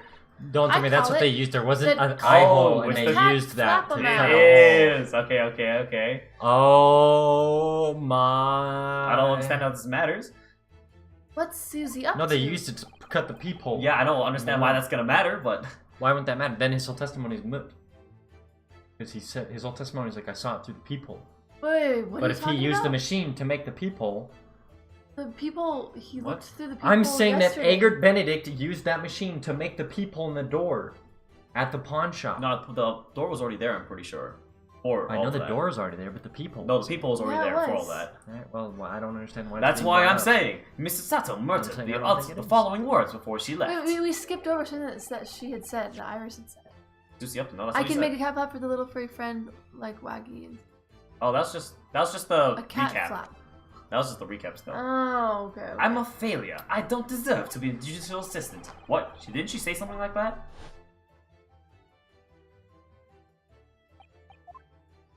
Right. I'm Recap. sorry to say that I've been what? I've been a failure, Mr. Naruhodo-san. Whatever did she mean by that, Mr. Scholz? That night when you left Windabanks in pursuit of thieves. Miss Susato made use of this contraption for a certain purpose. That is your answer, my dear fellow. Not at all cryptic then. Susato-san used this cat flapomat that night, but why? Okay. Wait, what? Okay. Your 5 minutes is over. Wow, I guessed it! We're out of time already? I started saying it before you said it. I know you're. I'm grateful to you for affording us that brief recess, Mr. Reaper. I need no thanks, Detective. After all, the die is cast. Is it really? The jurors are unanimous in their leanings. No doubt my learned friend will consider a summation examination. But any attempt to alter the verdict now would be utterly futile. I wonder, Mr. Naruhodo. Yes? The rest is down to you, dear fellow. What is your plan? The rest is down to me. I need to be careful here. If I make the wrong move, the trial will end badly. I mean, we have 1 life left. Save! Oh, we actually need to save. Save! Save! Shoot her! Shoot her! Okay, the defense requests, A summation. I think further cross-examination. No! Or time. Wait, Not time to think. not time. What? Once the jury has reached a verdict, then. Well, no point. Is Van Ziek's last name really Reaper? No, he's just known as the Reaper of the Bailey. That's his nickname. Yes. What, I think you it's further Van Zieks is cross-examination. in on it? I think it's further What's the cross-examination difference? because this is what's going to convince everyone else. The summation examination. Summation examination is when we put the jurors against each other, and then the cross-examination is where we keep talking to Edgar Benedict. Gotcha. Alright, further the cross. I think and this is you're it. wrong. Further cross-examination.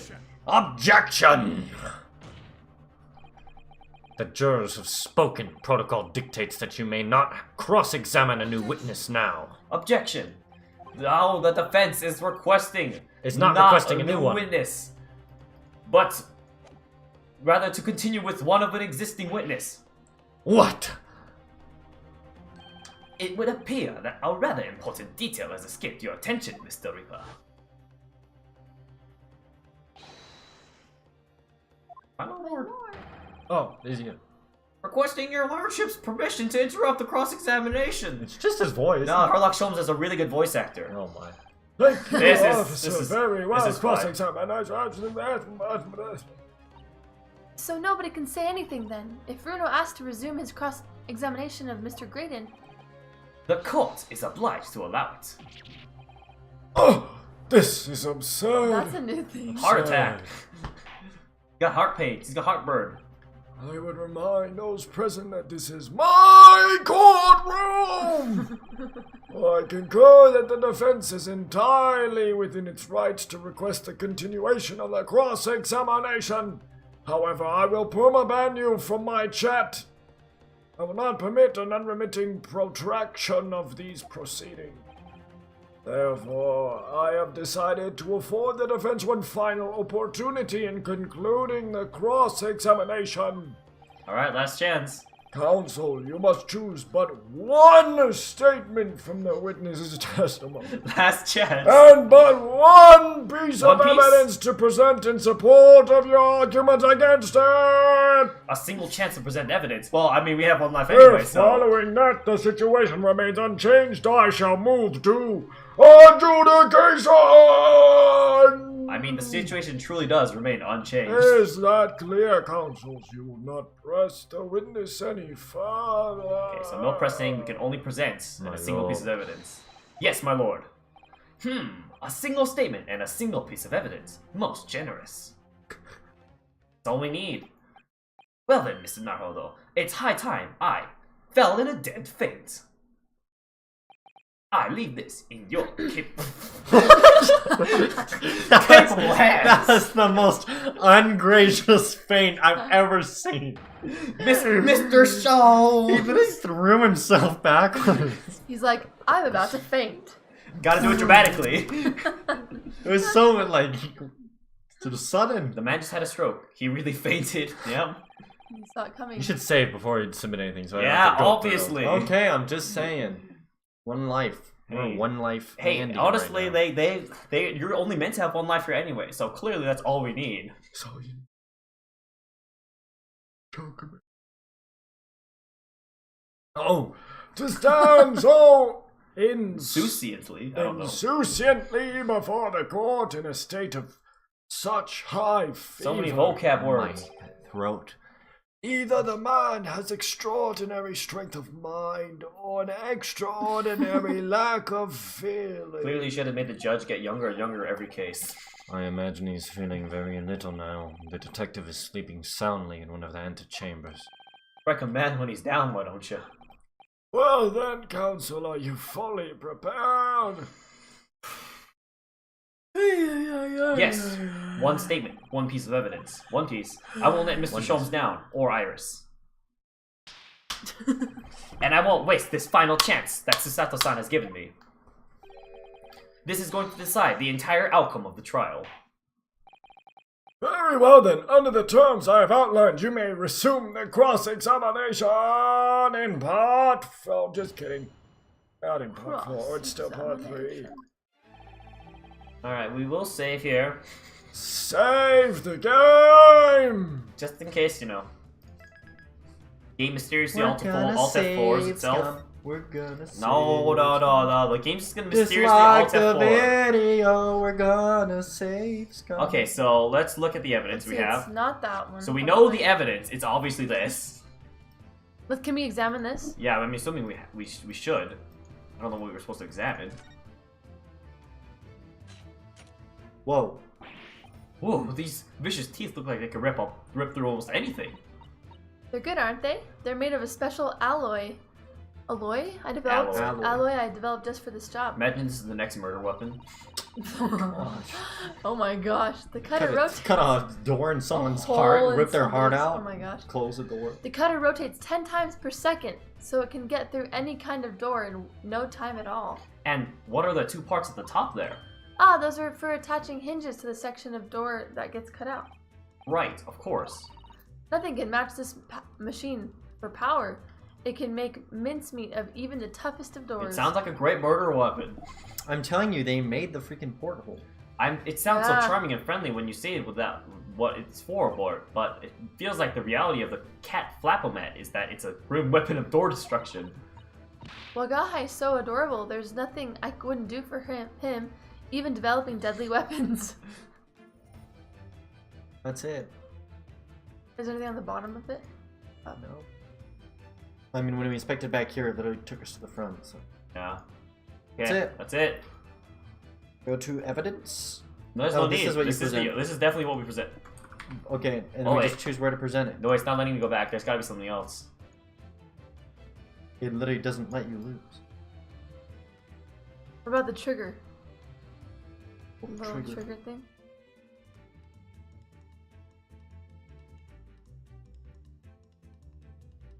Whoops, that was 1,000.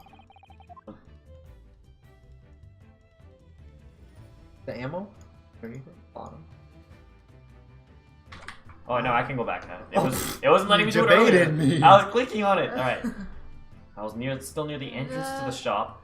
Let's see. Dash of the counter, pursues the man who shut the It's door. probably this. And I then could present see it. the people in the And then door, present the thing that we just got. I'm telling you, he made a thing in the hatch, even though you guys made fun of me for that idea. But I'm wrong. No, I don't I'm think it's. telling you I that's think it's the what it is. direction that it can open. I think it's because it can only open in one direction because of the hinge. And it's probably gonna say like he couldn't have possibly seen him from the angle. Let's do it.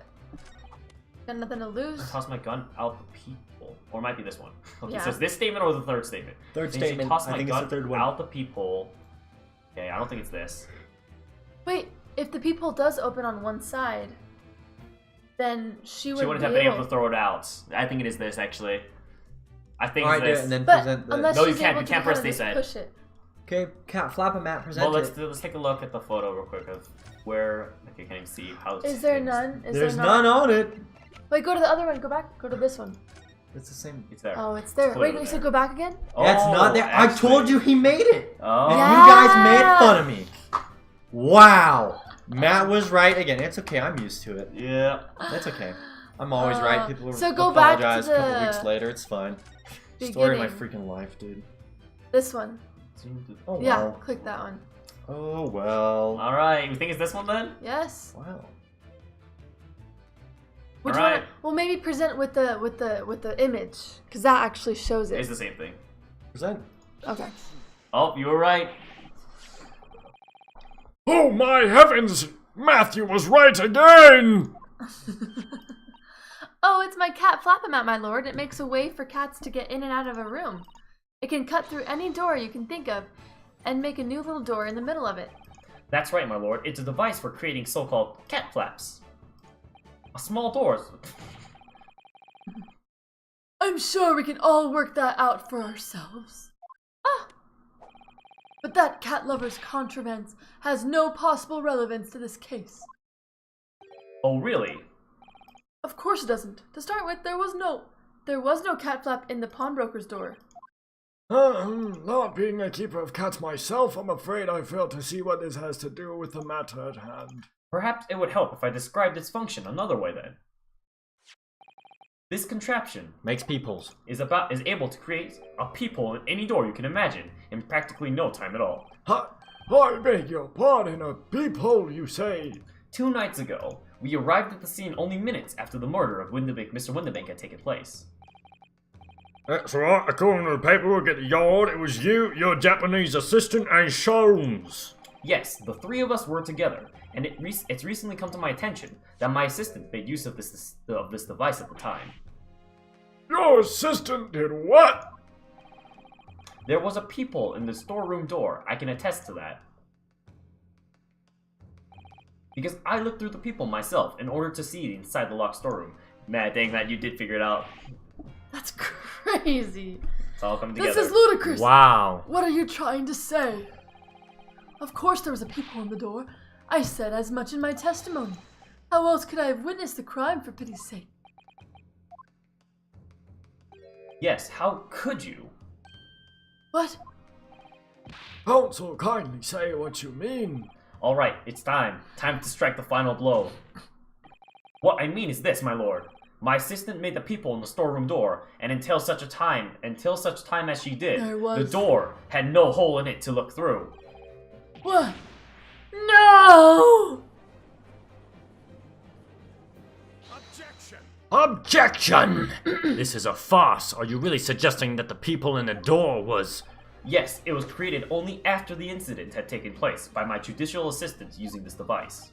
So you're saying that Your assistant tampered with the crime scene. What's her name? Are you kidding me? Did that? Yeah. Now the judge is all pissed off at people messing with the crime scene after what's-his-face stole a gun from the crime scene? Once being fully aware of the gravity of her actions, that is a most serious act of vandalism! For which I humbly apologize, my lord. It was in the few minutes that I left the scene in order to pursue the Skulkin brothers and alert the police. Nevertheless, in the light of this new information, it becomes apparent that Mr. Graydon's testimony is riddled with holes. Riddled with, explain yourself, counsel! The majority of Mr. Graydon's testimony that appears to incriminate the defendant is based upon what he witnessed through the peephole in the storeroom door. Yes, that filthy girl shooting the man in the back. However, if at the time of the incident, that peephole did not yet exist in the door, there's no possible way that you could have seen what you claim to have seen. In short, your entire testimony is a pack of lies. Order!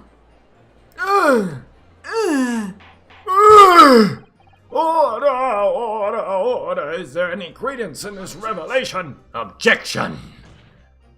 None whatsoever, as my learned friend must surely realize. Exactly.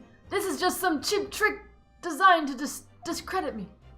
I'm afraid not, sir. Of course it is. Do you seriously expect people to believe make that one right here. plaything can cut through a solid wooden door? Oh yes, I designed it to be very powerful. It can cut through even the toughest of doors. That's absurd. I don't believe it for a second. I had a feeling you'd say that. What? Waggy, cooey, time for dinner. Do it.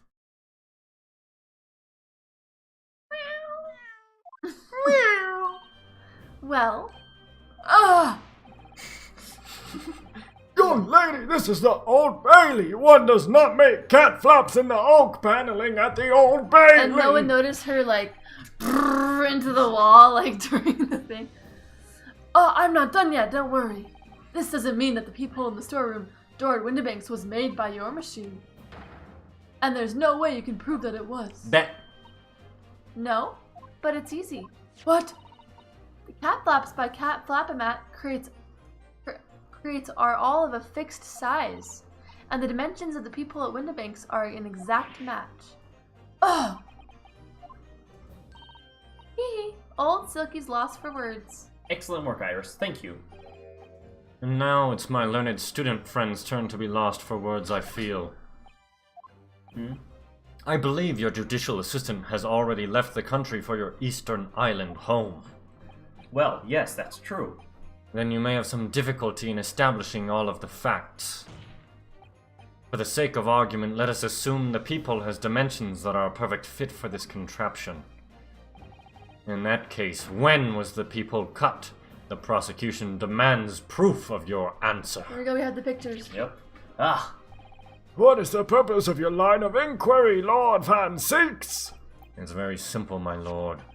The defense argues that the people was created after the incident using this device. But now that the perpetrator has returned to her native land, she cannot testify to the fact. There is no proof. ugh. And for as long as the defense remains unable to prove when the people was made, my learned friend's claim amounts to nothing more than a baseless accusation. So when we say things with no proof, baseless accusation. But Yep. this dude can lie in a whole What? testimony and we Literally. believe him? Indeed, that is so, Lord Van Six. Well, go so. Don't give up now, Runo. Wouldn't be an Ace Attorney game otherwise. This is the time to create your own opening and force your way through. Odds always have to be stacked against you. I don't know if I can do this, but I do know one thing. Susato-san is the greatest judicial assistant in the world. Very well, the counsel for the defense will present evidence to support the claim made. My question is, how did the guy, Present the how did photo Graydon or whatever, or present Ashley, how did he know that there was a people? He looked at the evidence. Afterwards? I don't know. Well, we'll find out. I don't know. Like why would You'll he- explain. Don't know. what are you? A print from that detective's infernal cameras again. My judicial assistant, Miss Susato Mikotoba, is an extremely intelligent and capable woman, which is why I never had any cause to doubt that she would have considered this scenario and made sure I had the necessary proof. And the necessary proof is this photographic print, counsel. This print shows a scene in the shop moments after the defendant Did you En- save? nope, entered the Presented it. premises. Yeah. Well, we could have not inspected it. Nah. Agreed. Sometimes you just gotta send it. And it also shows the accused mercilessly wielded a gun in the direction of the defenseless broker. But more to the point, it pictures the storeroom door in the background. Let me see that print again. I don't believe it. This is really quite remarkable. The door to the storeroom is completely devoid of people of any description. Mr. Graydon, you couldn't possibly have witnessed the crime as you claim to have done, because at the time it happened, there was no people in the door. Ugh. In other words, your testimony is a sham, is a catalog of lies. Not as good as guessing words as mine. Oh, here we go, the breakdown. The ballerina breakdown. I know. Oh, fat. As he's standing up again.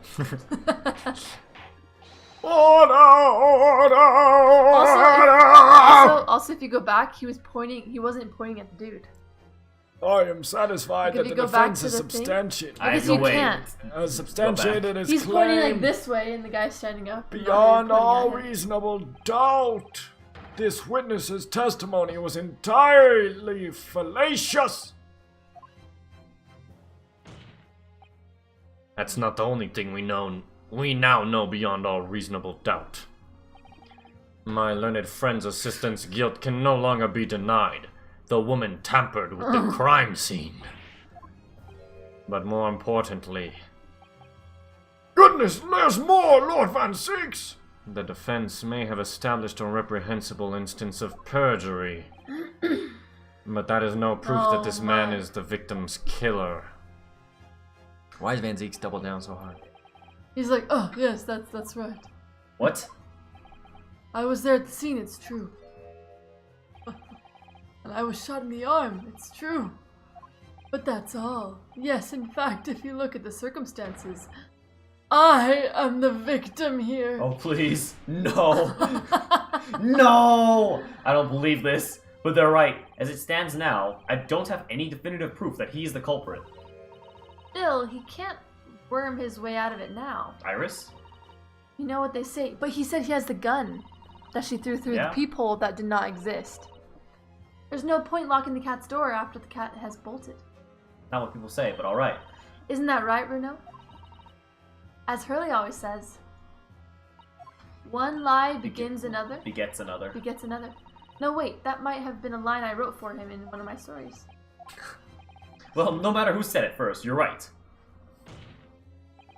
Mr. Graydon, not only did you give false testimony to the court, but the lies you told make no sense.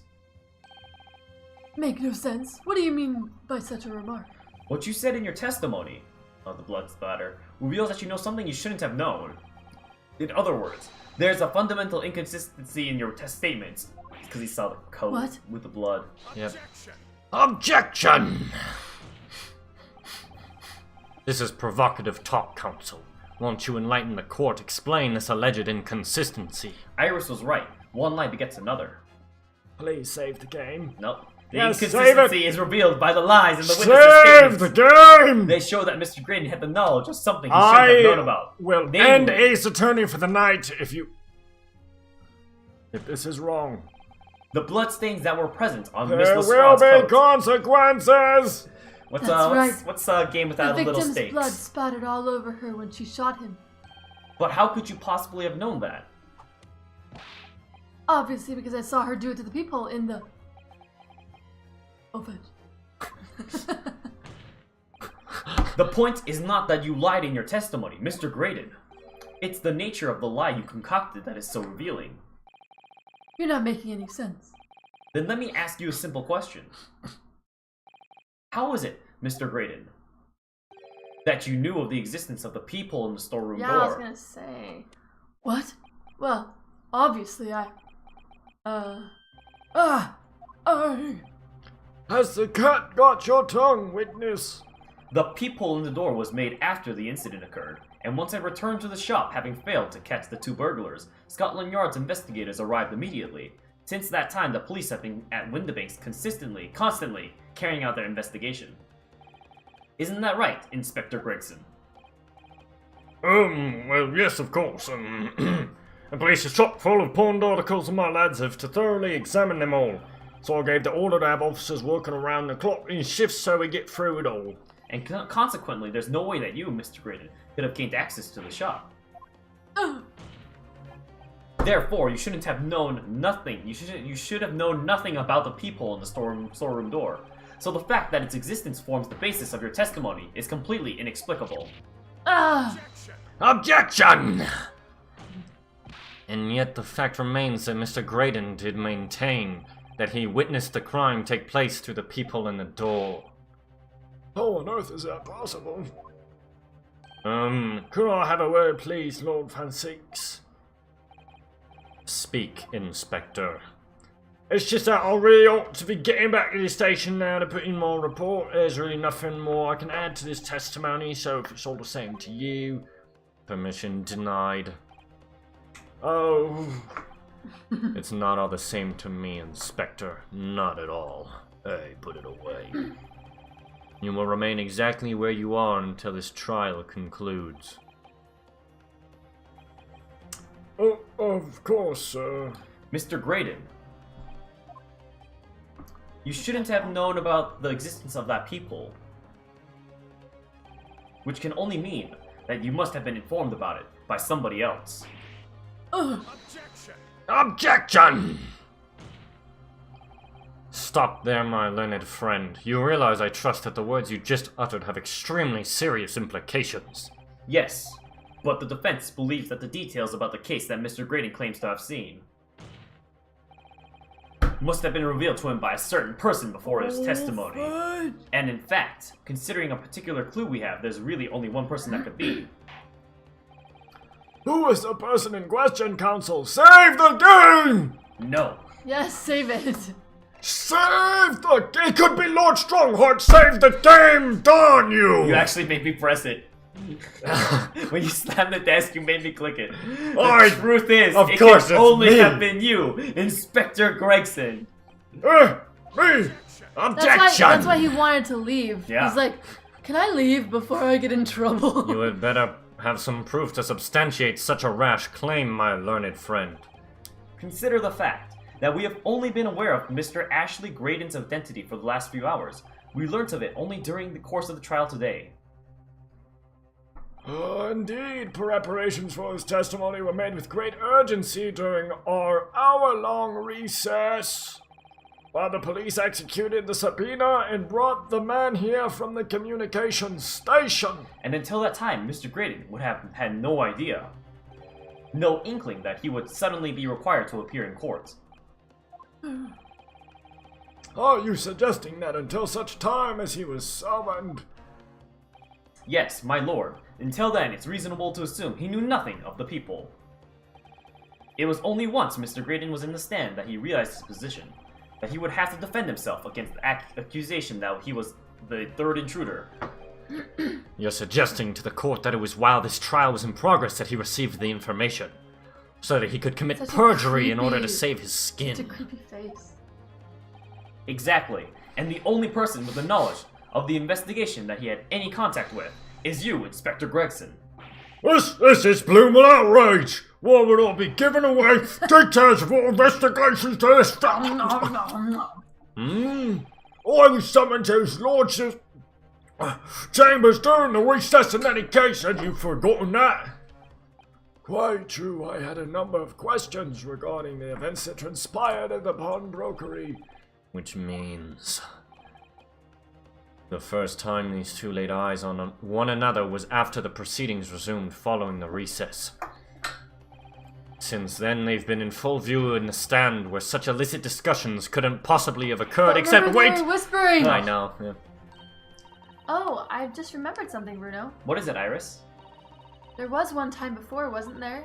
I think it was when Ginny was testifying. Oh yes, now you mention it. When the bailiff was dispatched to retrieve McGilda's music box from the scene of the crime. That's it! It was during that testimony. I remember finding it strange at that time. Skip. Mr. Graydon and the inspector seem to be having some kind of secret discussion. It would have been possible for you to give Mr. Graydon the information he needed then. You little toe rag, you're making all this up. I'm a respectable Scotland Yard inspector, for crying out loud. Why would I do something like that? Why would I be giving away confidential details to the likes of this bloke? Admittedly, you wouldn't have had any reason to do something like that for no gain, but perhaps Oh. it was a part of a deal of some kind. Then it starts to make more sense. For the disc, What deal, Counsel?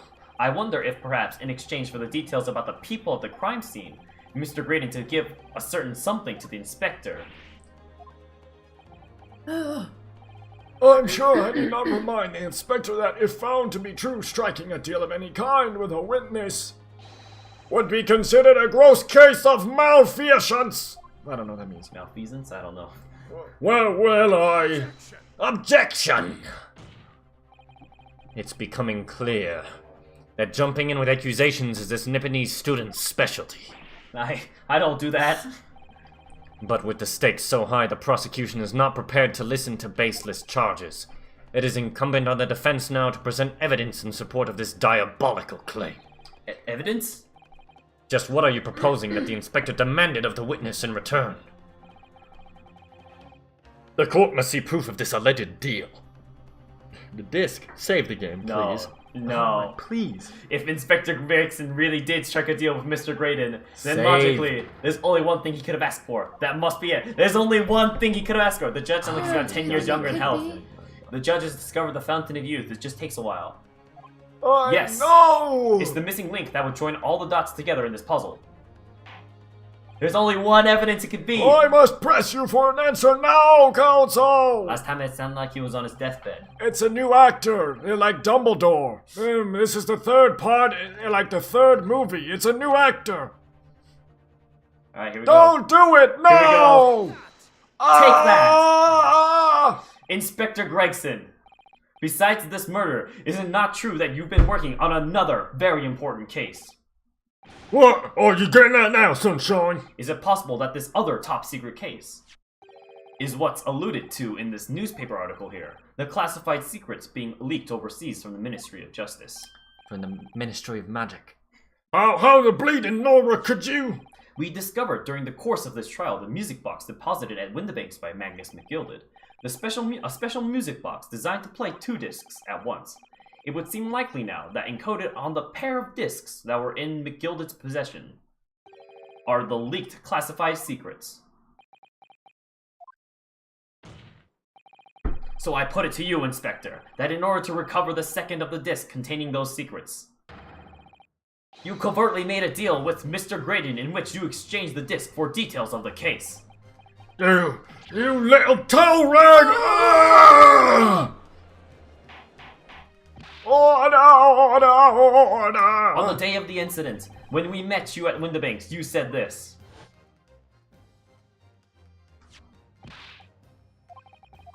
After taking out whatever it is, he takes the disc from her. Yep. Scotland Yard already knew at the time, isn't that right? That Magnus McGilded was involved in the stealing of government secrets. My orders were recover the medium used to convey the secrets leaked from the ministry, and do it on the QT strictly hush hush. What's the QT order now? And that explains why, when I presented this disc as evidence to the court, you objected so heavily, I presume. Because you knew that it contained highly confidential information. Blimey, not likely. I mean, I wasn't that sure of it myself. I realised there was a possibility, that's all. Inspector, surely you're not saying that in order to acquire the second of these music box discs, you did indeed reveal confidential details of the crime scene to the witness? To aid and abet this man in giving false testimony. There's no other way that Mr. Graydon could have known of the existence of the people. It's the only explanation. A deal was struck between these 2 men. Oh, no! If, and I stress if, this sobering assertion turns out to be founded in truth, it would mean that the second disc is, as we speak, here in this very courtroom. Wait, what? In this room? How could you possibly make a claim like that? Because Inspector Gregson is a Scotland Yard detective. What? What that's supposed to mean, eh? As a seasoned policeman, the inspector will have approached this alleged deal with caution. Certainly he would not have accepted a gentleman's agreement in this matter. Van Dix really hates Ryunosuke. Indeed. No, he would have insisted on having the article agreed upon in the palm of his hand. But it seems like he's helping us out right now. Good gracious, then you mean to say Inspector Gregson already has the item in question in his possession? He has the second disc actually on his person. Look at his face. Yes! Yeah, he's stone cold. He's like, He's dead. Lifeless eyes. The defense demands that the inspector is searched at once. Definitely. They could only have struck a deal with each other when Ginny was testifying before, and Gregsy hasn't moved from the witness stand since. My lord, please. Order an examination of his personal effects immediately.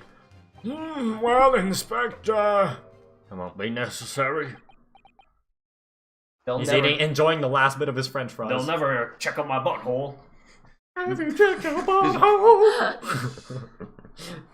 Right there, when he put his hand in the pocket, he shoved it up his butthole. This young lad wants to tone down his imagination. He's insulted me in my profession quite enough. However, if he'll put this matter to bed and dispel any doubts about my involvement, then I'll happily submit to a body search. I'll What? spread my cheeks and He's rake going my to nuts. agree to it! I presume you're aware of the precipice on which you now teeter, my learned student friend. This man is pocket fish and chips, You've that's right. made a most serious allegation against Scotland Yard here, but I didn't make the allegation that he had it on his person. You did, Zeeks. literally. If, following the search of the inspector's personal effects, no disc is found, Spread you will those be cheeks. deemed unfit for court service. This trial will end. Oh, he gave it to the Spread Luigi those guy. cheeks. The Luigi guy? And my country's government will Luigi formally boy? demand The of Luigi yours boy? that you are severely reprimanded. When he assaulted, yeah, I was thinking same thing actually. When he shook Totally. him, Oh! Yeah, he slips it in. That sounds serious.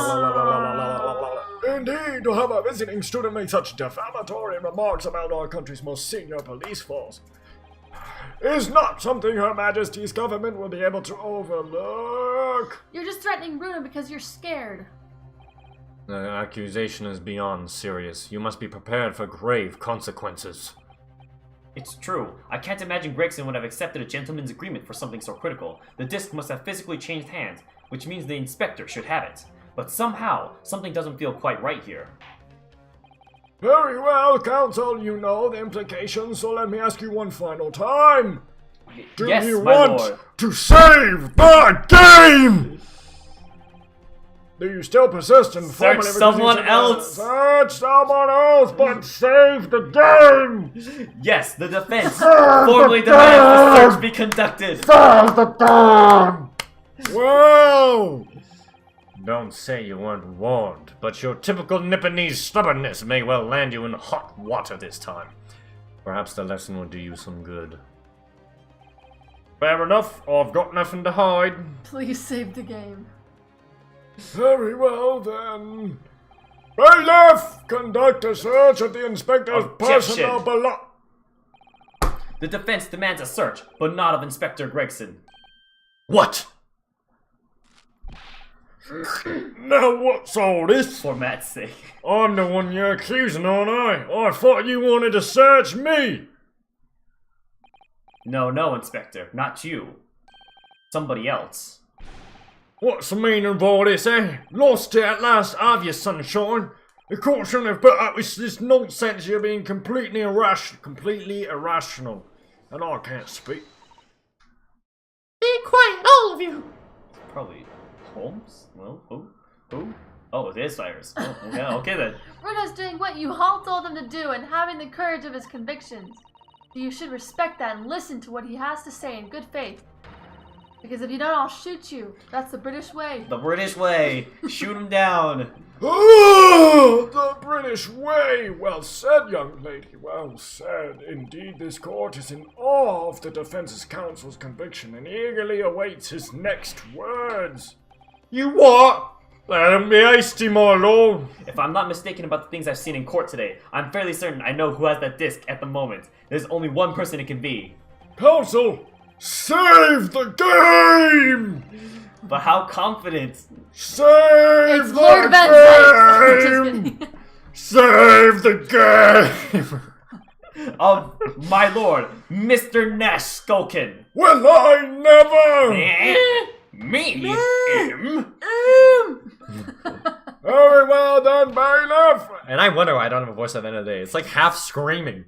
Restrain the witness and conduct a thorough search of his personal effects. Oh, it's him. Please, my lord. Inspector, Scotland Yard has to Sweating object like to this crazy. search. Objection! Unfortunate for you, Inspector, your objections carry no weight here. In this courtroom, only the prosecution and the defense have the authority to object. Why didn't you say that earlier when what's-his-face objected, huh? Literally. but Lord Van Six. I have no idea what forces are in play that might influence your actions. Well, the whole point is when I say when Herlock Sholmes objected, Yeah, that's because he probably wanted to let it happen. I guess. Yeah. But personally, I have no intention of obstructing the course of this trial. Yeah. Bailiff, carry out the search. Good call though, Hannah. That was a good Yeah. moment to catch. Now hold on, Mo. I don't know nothing. Nothing about no disc. Cut it out! Ah! Here, my lord. In the witness's pocket. I found this. Bailiff. That's. Oh, that's... Another music box disc. I don't know nothing about it. Nothing. It's nothing. Everyone's quiet now, eh? That is the second music box disc left behind by Magnus McGilded. It is not Inspector Gregson. Is it not? Is it not Inspector Gregson? That makes I'm- more sense. Pre-guard? Among Us. Order! Mr. Skulkin, what have you to say for yourself? Gordon Bennett. I mean, just Gordon Flamin' Bennett. I swear I didn't know nothing about that disc. Honest to God. Counsel, would you please explain what exactly is going on here? It's you. Oh no, No, it's me. it's you. The alleged deal. I don't know why I switches to him. The alleged deal that was struck was between this witness That's the witness. and this Yeah. detective. No. Without question, my lord. Then, for pity's sake, why on earth was this man in possession of the disc that the inspector traded for information? Inspector Gregson is a shrewd, calculating man who rarely loses his composure. But at one particular point in this trial, he exhibited some unusual behavior for a brief moment. I don't recall. What unusual behavior? Ugh. It was, yes, during my cross-examination of Mr. Graydon. Tell me, again. Recap, assaults him. Yeah, I did and all. Thought me noggin was gonna fall clean off, I did. I was wishing I'd been born me brother, I was. And what exactly happened to make the detective attack you like that? I ain't got a clue. He just suddenly turned to grab me, whistle like that, and started shaking me. Why the blazes didn't you mention the third gun when we got you down the station? That's what he said. Yelled it right down my ear, all he did. Me head's still throbbing now. The way the detective behaved then was extremely out of character. But looking back now, it must have been then that he did it. That was the opportunity Inspector Gregson created for himself in order to hide the disc. Well, bless my wig! He hit it! You! But I'm afraid I failed to comprehend the motive here. If the detective had acquired the disc he was after, why on earth would he then proceed to hide it in another man's pocket? This is a court of law. He could have submitted the item as evidence. It would appear, my lord, that the inspector was not at liberty to do that. Why ever not? As the man himself revealed earlier, his current assignment has some special conditions. Do it on the QT. Hush, hush! A top secret assignment, is it? As far as we're aware, the information stolen comes from confidential government communications. It would seem that if the information were to be revealed in a court as evidence, it would be problematic. Does that sum up the situation, Inspector? I'm operating under direct orders from the Ministry. I'm afraid I'm not at liberty to answer that question. So, realizing there was a chance that you may be searched here in court, you took steps to hide the disc you had acquired from the witness. What does this mean? He only pretended to attack Mr. Skulkin in order to get close enough to him, to slip the second disc into his pocket. And the game is like 5 minutes behind us. I It's know! So it was all a pretense. Among Us. Uh-oh. Got him! Okay, it's been a common theme today. Well now, Inspector Gregson, and you, Mr. Graydon! We're just too smart for the game. Are you prepared to admit to the accusation made against you of this alleged deal? No!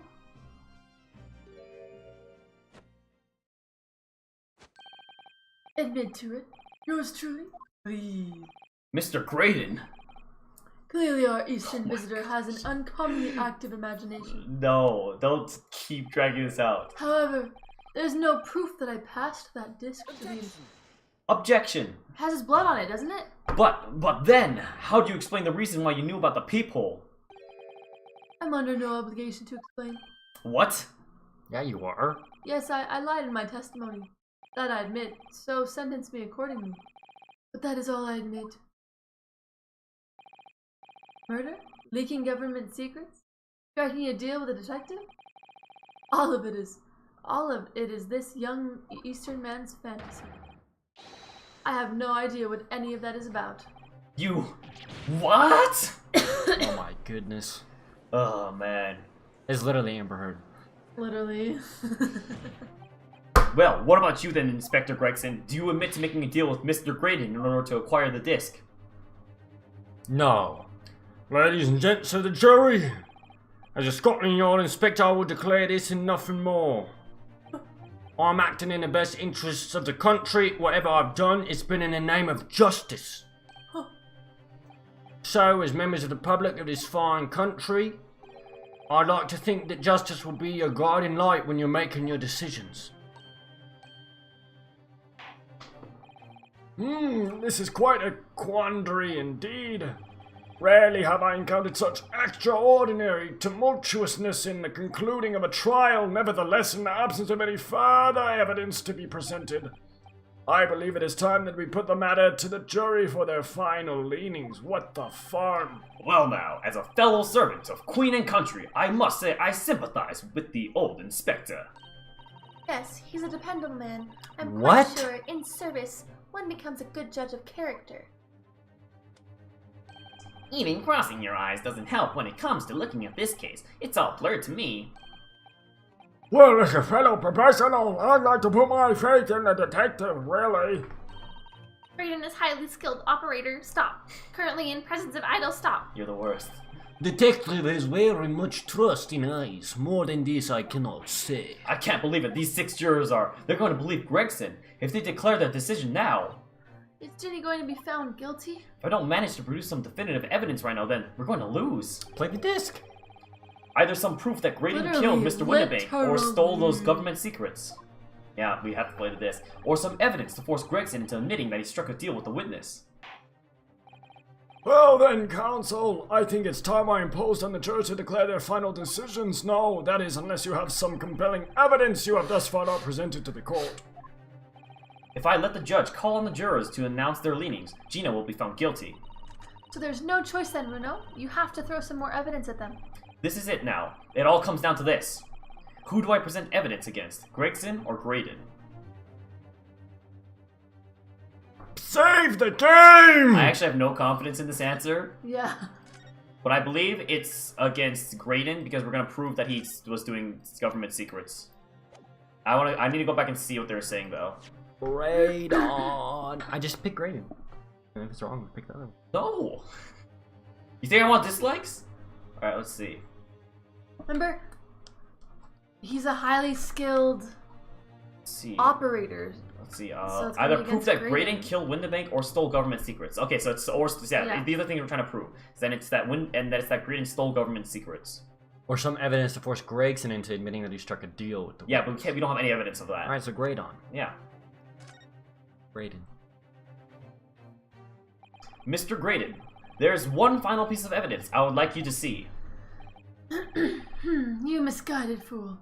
Whatever you intend to show me now, you'll be wasting your time. I have nothing left to lose. I assure you, I will admit to nothing. This is my last chance. See, but if his whole testimony doesn't work, I don't know why they would still vote on it. Like, it's inconclusive, everything. Exactly. He's It's like, so I've been lying stupid. this whole time, and I admit to lying. And I'm not saying anything else. It's But- like, but so I'm why not would you lying then now. still accuse the girl? Like, yeah. Because I just have to accuse someone. Well, There's accuse no- the dude who lied the whole time. There's no proof that he did it. Just accuse him, but he lied the whole time. Why would he lie? if he That's was why. innocent? That's why he goes. That's why he's gonna get judged for his for lying. Yeah, but the only reason that they switched and decided that the girl was guilty, because they believed the girl at first. Only reason they switched was because he started saying stuff. So now that he said, "All right, I lied the whole time," Yeah. Well, wouldn't they default back to the original decision of the girl's innocent? Like, Literally. looks like I'm going to have to force his hand here. One final piece of evidence to get him to admit the deal he struck clearly on Play the stand. thing. Is that Mr. McGilder's peculiar music box, counsel? Yes, with the disc already in place, ready to play. I think perhaps now would be a good time to listen to the sound produced by Music Box again. Only this time, Both. with the second disc we've just discovered set in place as well. Goodness, this disc, counsel! No one thought of that. No, wait, I can't let you do that! Why not? But because well... Because it's got nothing to do with this case, that's why. Objection! Not true, Inspector. Ugh! The defense has already proposed that the sound heard by the court earlier from this music box were part of a Morse code message. We know that Morse code comprises of 2 distinct tones. The defense believes that the second disc contains the second tone needed to complete the message, and now we have a chance to confirm that theory. We're crying out loud, sunshine. We're talking about state secrets here. If you go letting the whole courtroom hear confidential information like that, it's treason. Then do you admit the charge? That in order to protect these state secrets, you engaged in unlawful dealings with the witness. You're mad. If you let that secret information out into the public domain, you'll be making an enemy of the entire British government, you idiot. It's me against the country, I guess. Objection! Let's not forget, Inspector, that you, a Scotland Yard officer, leaked confidential case details to a witness. That you continue to lie to the court, and all because by fair means or foul, you're determined to do your duty. Good thing he's Japanese law. Well, by fair means or foul, I'm prepared to do mine. Don't you dare! I will stop at nothing to protect my clients. I don't care who I make an enemy of. Oh my gosh. My lord, if you please, the court must hear the sound made by that music box. Come on, Van Six, for Pete's sake, stop him! Objection! Oh! Inspector, you should know my methods by now. I'm a prosecutor. I'm no Scotland Yard puppet. In this courtroom, my duty is to the law. So let me propose a toast to uncovering the truth by fair means or foul. No! Very well, the defense's stance here and that of the prosecution leg. has been made very clear, I feel. Therefore, in accordance with the defense's request, It's just a power move. Oh no. the court will now listen to this music box. My only other thing is, how do they It's know? set in operation once more. How do they know where to? I guess there's probably like a marking along here or something. Like, how do they know where it starts for both of them? But there's probably Yeah, that's so true. there's It probably doesn't some really, I mean, you indicator. just decode the message until you see where it would start. I guess that's fair. Yeah. This time, with the second disc in And place usually and with the both music discs box, playing there's kind of like a- simultaneously. There's silence, and then it goes. "Du-du-du-du." Well, I don't think for these ones they have like that, but I'm sure that there's some sort of groove along here that, Right. if you're thinking about it logically, there It's would, right there, it shows like where it sunshine. starts. I'm just kidding. Maybe. Could be that.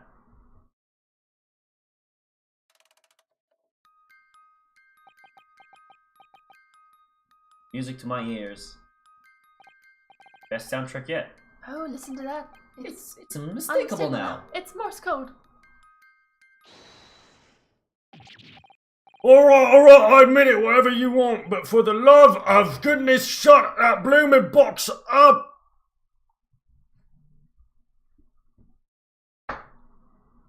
What is it? Mutate. Mutate. Let me ask you again then, Inspector Gregson. Did you or did you not strike a deal with the witness next to you in the stand, Mr. Ashley Graydon? Specifically, did you furnish the witness with confidential case details in exchange for this music box disc?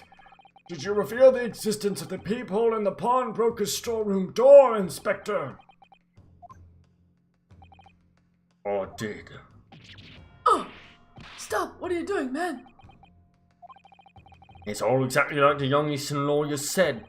When the trial resumed after recess, we were steady in the stand together. That's when he approached me with the deal. Shut up! You imbecile! Shut up! You there. You're the detective who turned up at the pawnbroker the other day, aren't you? I may have something you're looking for, Inspector. With me at this very moment. So how about a trade I suggest you accept? Or information that may make certain individuals uncomfortable will soon become very public indeed. I couldn't let that information become public knowledge, not under any circumstances. So I accepted the man's proposal and told him the details about the case that should put him in the clear. The peephole in the storeroom door and the bloodstains on the overcoat. By giving false testimony, this witness intended to have the defendant wrongly accused of murder. Inspector, you knew that, yet you still revealed those details to facilitate the witness's perjury. I did. And it turned out the people had only been made that night after the incident took place. Scotland Yard wasn't aware of that, if I'm perfectly honest. Who would be? Alright. Well, Mr. Graydon, what do you have to say for yourself? But there's nothing and no one left for you to hide behind. You struck a deal with the inspector in order to escape conviction of a very serious crime. Namely this. You are the third intruder who broke into the pawnbrokery on the night in question. And you perpetrated the murder of the proprietor, Mr. Pop Windabank. Look at his hair's all messed up now. You. Break down. Oh, he broke the cane. Actual breakdown. Traitor! Oh gosh. Oh my killing him. gosh! Oh my goodness. What the That freak? cane's already half broken. Attempted murder. He's gonna kill him in front. I don't even know what just happened. A fry pop in his mouth. Bailiff, restrain that man! No, wait, he was just helping the detective. He was doing the Heimlich. You know, the detective had some At once! wedges stuck in his throat. Some Heimlich. Do we That's like win some now? of the, that's some of the most like graphic. That's it then. Yo, what? It's all over. I despised my life. Oh, that's you. That's you. I despised my life growing up. Those slums are vile places. I was cursed from birth, born into poverty, the son of a penniless artisan. That guy's dead. Like the rat. My parents did nothing but quarrel all day long. What little money they had was never spent on me.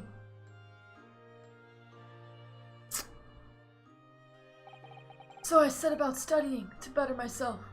One day escape from that hellhole. And you eventually became a communications officer. I admire your determination. Ah, I see. We all thought this guy was a Zeppeli, but he's actually Dio. Deal. But then you decided to try to sell government secrets. Why? I'm an idiot, that's why. Isn't it obvious? I wanted money. It is fairly obvious. Even now, years later, the nightmares of my life in the slums wake me in the small hours. I wanted to drown them out with more money than anyone who lived in that squalor could ever imagine. Then one day I met him. Mr. Magnus B. You're a fiend with a queer talent, so you are. I have money to throw your way if you're interested. All you need to do is go along with me little plan now. I was to steal the ministry's telegraph message logs, and McGilded would buy them for a handsome sum. As I was responsible for inspections in the ministry's communications office, it was a simple enough task. The lure of the devil's offerings. How easy it is to succumb. But you must surely have realized the seriousness of the crime you were committing. And for that reason, I took great lengths to ensure that my actions were untraceable. By using the music box. My father was a brickmaker, though my mother divorced him when I was still a child. Yes, Mr. Mason Milverton. That's right, he was very skilled with his hands. He'd once been a music box maker's apprentice. I imagined his skills would be sufficient to create a machine that could generate Morse code. So I sought out my father again to employ his services. It was the first time I'd seen him since I left the slums 10 years earlier. Whoa. That's McGilded, right? Oh, that's his father. Look at you, Ashley! What a fine gent you've become, eh? He was a different man to the one in my memory. A thin, frail, old man. Poverty had never broken him, never corrupted him like it had me. I was sure that he wouldn't help me if I told him the real reason. So I made up a story. I've got some work for you, Father. I need some music box discs made. Music box discs, eh? I kind of want to just do voicing all of them. A musician friend of mine has written some music he wants to sell to the public. I brought the score with me. There are 2, actually. I'd be delighted, son. It's been 20 years since I did any work like this, though. Fetch my tools, would you? They're in the loft. That's how I had him make the... Discs. Thereby splitting the information in 2, you were taking considerable precautions indeed. It was to protect myself as much as anything. It meant that I could deal with McGilded in 2 separate transactions. First involved the first of the 2 discs and the music box for playing them. I exchanged them with McGilded for 10 guineas. That's not even that much. Then on I don't receipt know. It of sounds the like 10 second guineas is a disc, lot.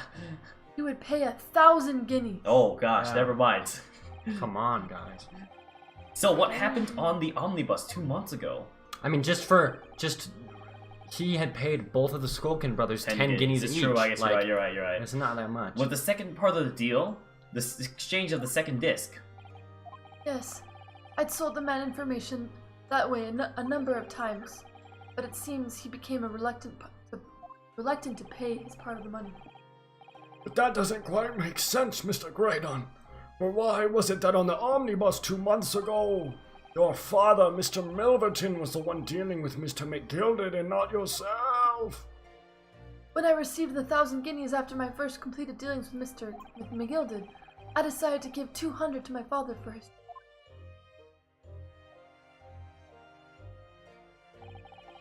But my father realized something was amiss. In time, he worked out that I must be involved in something dubious. And when he did, he said to me, "Next time there's an exchange, you let your old man do it, understand? Otherwise, I won't take your money anymore."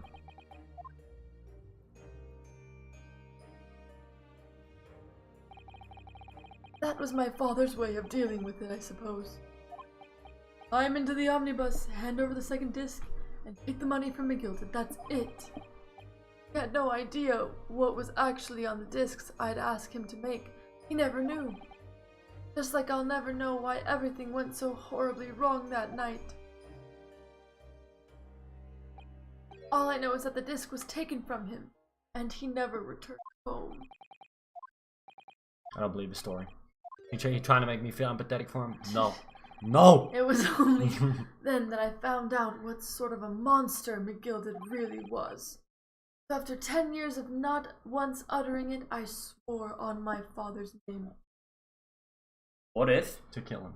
McGilded's not dead, and they faked it? We'll get there. Maybe that's why there's a second game. I do say, you lad. He's lying. I mean, Comes on the courtroom. It just sounds like he sounds like the big Exactly. villain, honestly, of this game. He's pulling all the strings, I guess. has the money. Revenge. As anyone with even the remotest knowledge of the man will no doubt be able to imagine. McGilded brought all his wealth and influence to bear in the most despicable of ways. To crush any semblance of justice in his trial. The crime scene was tampered with, evidence was fixed, and witnesses were bribed.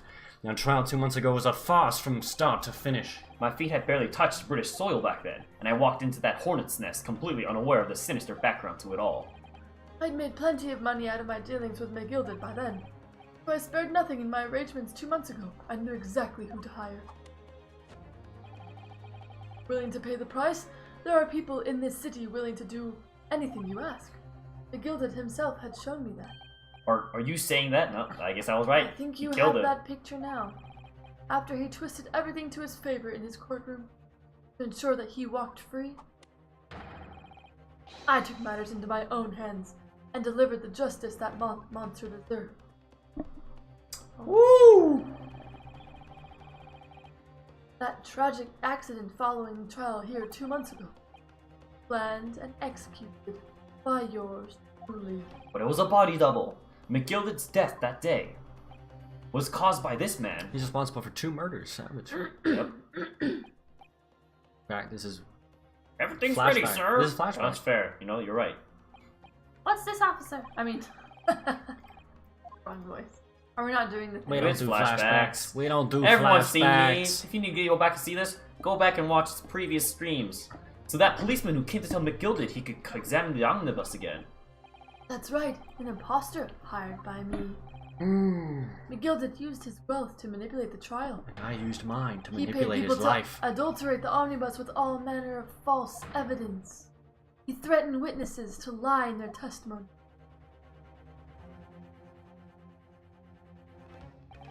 So I gave the man a taste of his own medicine. Once the omnibus was doused in paraffin, one of my sham policemen ushered McGilded inside and sent him on a one-way journey to hell. He broke that thing. You got I another know, one. right? An eye for an eye. That's how I avenged my father's death. The judge's face. A spine-chilling account, indeed. What the f... But that wasn't That'd the be end the of best it. reaction. The judge just. There was a loose end, you see. A loose end. Yes, I should think it's obvious. The second disc, which my father had taken to exchange with McGilded. Ah, yes. There was indeed no mention of it in the man's trial 2 months ago. Clearly because it had been removed from the scene of the crime. When I realized it was missing, I remembered something. Something from the first time I dealt with McGilded.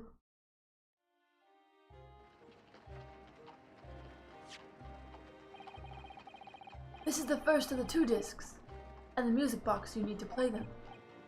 Well, look at that now. What an ingenious little invention.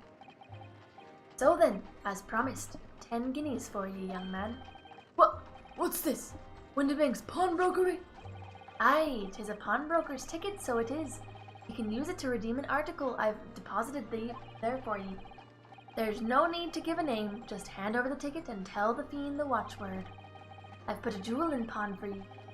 It'll fetch a good 10 guineas if you sell it, so it will. I've never heard of a pawnbrokery being used in quite that way before. Have you not, Mr. Graydon? London's pawnbrokeries are very useful places, you know. Each one is like an extremely secure vault. Extremely secure. Extremely. So secure. So secure that it was picked up by a girl. So I knew that if he'd taken steps to hide the disc, it would be in that pawnbrokery somewhere. And that on the night he killed my father, he must have entrusted the ticket to someone. Yes, to Gina. I remember now. When we first met you at Windibanks that afternoon 2 days ago, you had a description of Miss Lestrade written down. How did you know who you were looking for? From the trial, that pickpocket's testimony was clearly peculiar. Anyone could see that. I realized immediately that she was another of McGilded's pawns. He must have threatened her. I was fairly convinced it would be her who had the Fairly ticket. tame. So I started to breakdown. make some inquiries. I mean, guy's got his Considering marbles. the swan hat. I had a strong suspicion the girl would come out of the woodwork on the redemption deadline. True, this breakdown was pretty boring. And he was absolutely right. Ah yes, sure enough, she did. All I needed to do was to wait until the girl went to Windibanks to read articles. But unfortunately, she redeemed only McGilded's overcoat and the 1 disc that was in its pocket. The all-important music box was the second disc inside, was missing. Because it had already been forfeited 2 days earlier. But I was unaware of that fact. Had I not been, I could have avoided my nighttime excursion. Meanwhile, as our investigation into the stolen government secrets was progressing, we picked up on the fact that McGilded was involved. Inspector, you've recovered fast. My orders were to recover the stolen information as quickly as possible, so we started gathering the fella's possessions and examining whatever we could lay our hands on. We had a full-scale investigation going on at the yard, but we had to keep it as quiet as we could. Then, when the inspector here took the disc from me in pawnbrokery that day, I became nervous.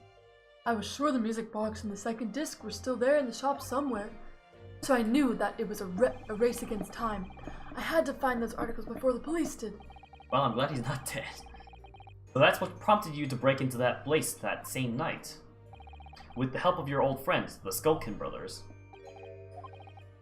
What happened that night in the pawnbrokery, I can only describe as a nightmare. While Nash and Ringo were searching the counter, I located the music box I had sold to McGilded on the shelves of forfeited articles. And the second disc was inside. Yes, I slipped it into my pocket with a very deep sigh of relief. But then, something entirely unexpected happened. What are you doing in my shop?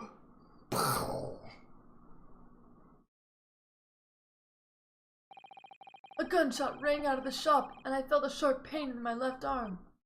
The broker fired his gun and the bullet pierced your limb. Yes, exactly, but unfortunately, I decided to bring my own gun with me that night, just in case.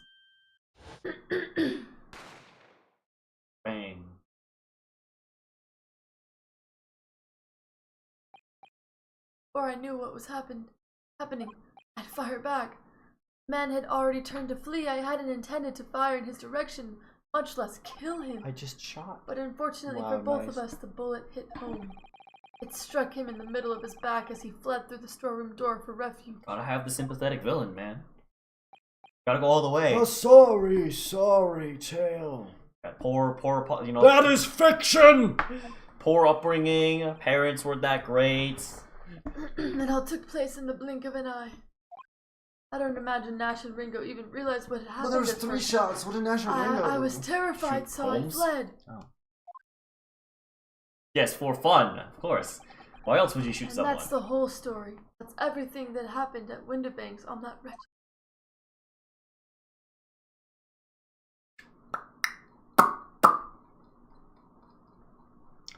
No words.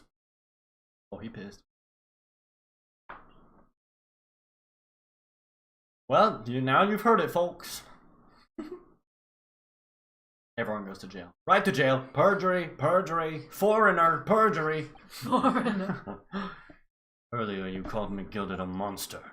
A man who used his wealth and influence to distort the facts and escape justice for the crime of murder. Is that what you're doing right now? What tragic irony, for what you have done is exactly the same. Is it finally over? Hopefully. You've become the very monster you saw and despised so deeply in McGilded.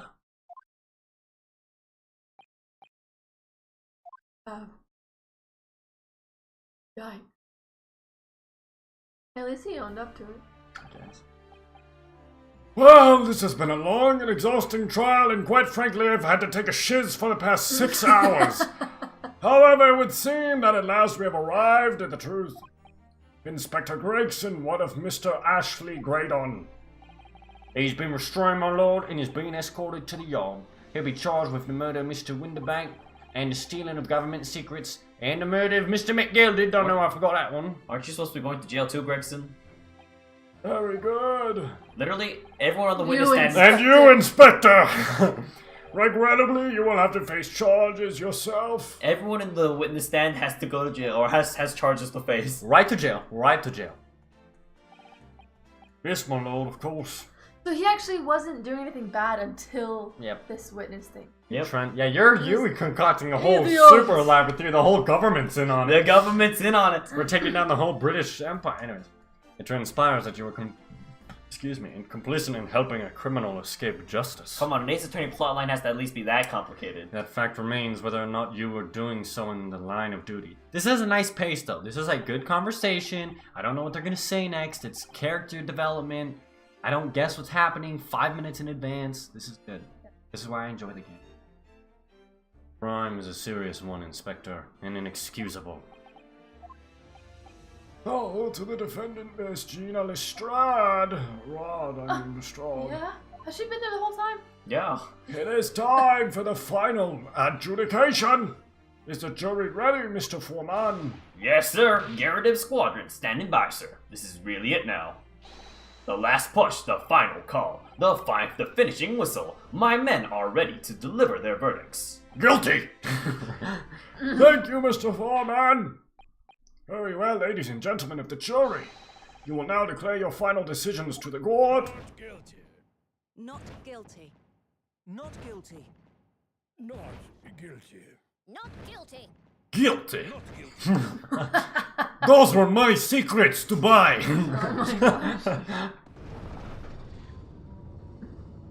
Just that easy. Oh. Such a simple case.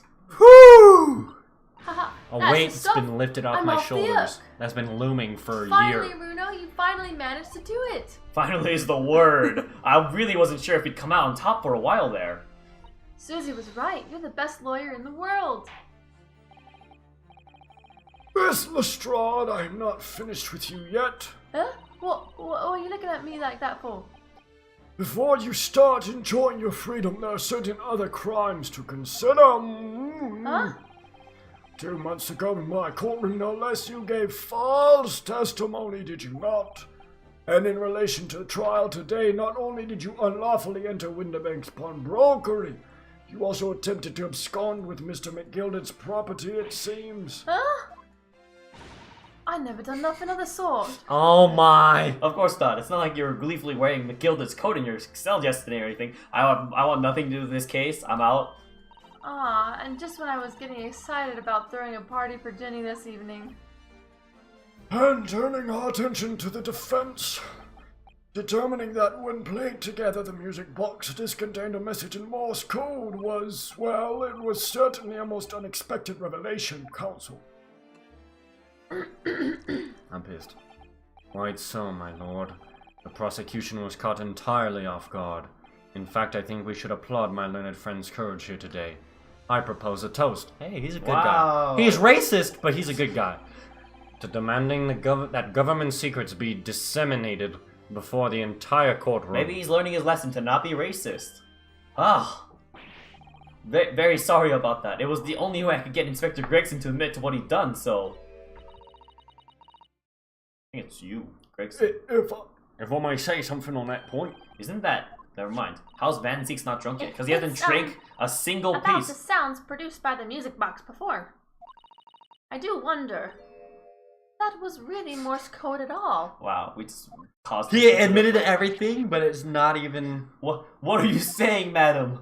Oh, well, it's just that I'm really rather fanatical when it comes to Morse code, you see. So much so that the whole world seems to be covered in dots and dashes to me, in fact. Goodness, madam, an unhealthy level of obsession one feels. But I must say that in my opinion, the sounds produced by those two discs were nothing more than that. A meaningless series of... Series. Oh wait, Serious. a meaningless series. I think it's a typo. A meaningless series of two different tones. Look, he's not British. It's not treason if he's not British. That's true. What? Can that really be? It wasn't Morse code after all. My lord, the defense would like to listen to the music box again. Are you off your nut? How many times do I have to tell you those discs contain ministerial secrets, sunshine? This courtroom is not an appropriate forum to discuss the nature of the government communications. We know McGilded conspired to trade national secrets with our enemies, secrets acquired from Mr. Graydon. Now that the man has admitted to his crimes, we have no need to pursue the matter further. It is true. There's no reason we should be handling this. That's true. That's true. But it's really gonna bother me. Come on, Your Honor, let's just do it. Just a little. Miss Lestrade, Yeah, my lord? that which you have seen today here in this courtroom has been extremely disturbing. Falsified evidence, intimidation, perjury, a grim catalogue of depravity. An appalling experience to befall any child. Come on, it ain't nothing I don't see most days in the back slums. I beg your pardon. If you're weak, you pay for it. That's just how life goes. Gina. But look, I reckon I've worked something out today. The world ain't fair, but if you want it to change, you've got to start at home. You've got to change how you are yourself. Wow, wise words. He's just Sound ripping knowledge. off Michael Jackson. That's good. Well, that's a very laudable lesson, I would say. I eagerly look forward to your self-help book, Miss the born-again Miss Lestrade, never gracing my courtroom with her presence again. Oh, he lets her go. Now, with regard to the murder of Mr. Pop Windebank, proprietor of the pawnbrokery business on Baker Street, I hereby declare the defendant, Miss Gina Lestrade, not guilty!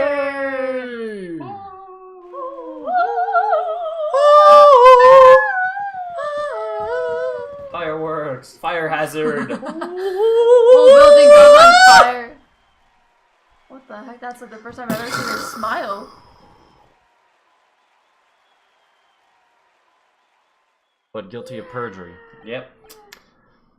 Oh, that's all. I haven't got time for this. Court is adjourned! That's for a different lawyer to handle. Yeah, he technically the other dude walks free. He was the persecutor. So even though they proved that it was him, he doesn't go to, because the person that is in threat of going to court is Gina Lestrade. So even if you prove the other person did it, you have to hold an entirely Yep. new trial. That is correct. And then criticize them in that trial, and then they go to court. So, are you saying that we have to have a whole other? No, I'm they don't saying show in real. it. I'm saying in real life. In this that's game how too, it they works. bring it up all the time. Actually, Yeah. So like in the Johnny Depp Amber Heard trial, they pretty much proved Amber Heard abused Johnny Depp, like almost without any, like it's proven, but she doesn't face any consequences until they decide to persecute her for that, Oh my. which isn't what they were doing in the trial. He's technically the one being persecuted. Yeah, that's just how court works. no, he was the one I thought he was persecuting doing her over defamation. defamation. Over defamation. Yeah, you know, but I'm that's saying, not related Yeah, to. I know. I'm saying because the crime because of- Ivana asked if yeah. it was that she was persecuting. Yeah, anyway. That's the only thing that matters. It's even though you can prove all this stuff in court, if it's not for the reason that they're there, it I just mean, doesn't you gotta matter. make sure like you properly look over all the facts. It's a lot more work. On a but- personal note, I must say you've surprised me, my Far Eastern friend. Oh. Despite being a Nipponese, you saw through the pretense to the malice that festered within that Englishman. And despite being racist, you And at know, the you still same helped me out. time, saw through the grime to the surprising heart of your English client. You have a curious talent for judging character, especially considering our very different cultures. Despite being Nipponese, true. I know, Had to just put that in there. racist. I don't think there's anything curious about it. Whether we're from the Please. Empire of Great Britain or the Empire of Japan, we're all human beings. We're not so very different on the inside. Oh, speak, preach, Ryunosuke. He doesn't say anything. Oh. You know, I took this case for one very simple reason. You are Nipponese now. To lock swords with you once again here in the courtroom.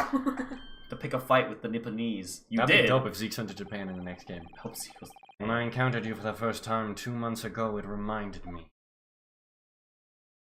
of toasting friendship and trust with another Nipponese, only to find my trust betrayed. I bet it's a Cosmo. That's why. Through you, I hope to look into the eyes of the man I once knew and try to understand. But see, this is why Oh, he's racist. his theme though. He's relating his experience to one person of a race to the rest of the race. That is a very racist view. You mentioned something similar earlier today about a total betrayal at the hands of the Japanese. What happened exactly? Well, you may ask, and one day when the time comes, you will learn the answer, whether you like it or not. Alright, then I'll wait for that day if I must. You took a sip. Yeah. Coming to be known as a Reaper of the Bailey in my retirement from service 5 years ago, it gives me cause to wonder if our meeting has some deeper purpose. Whoa.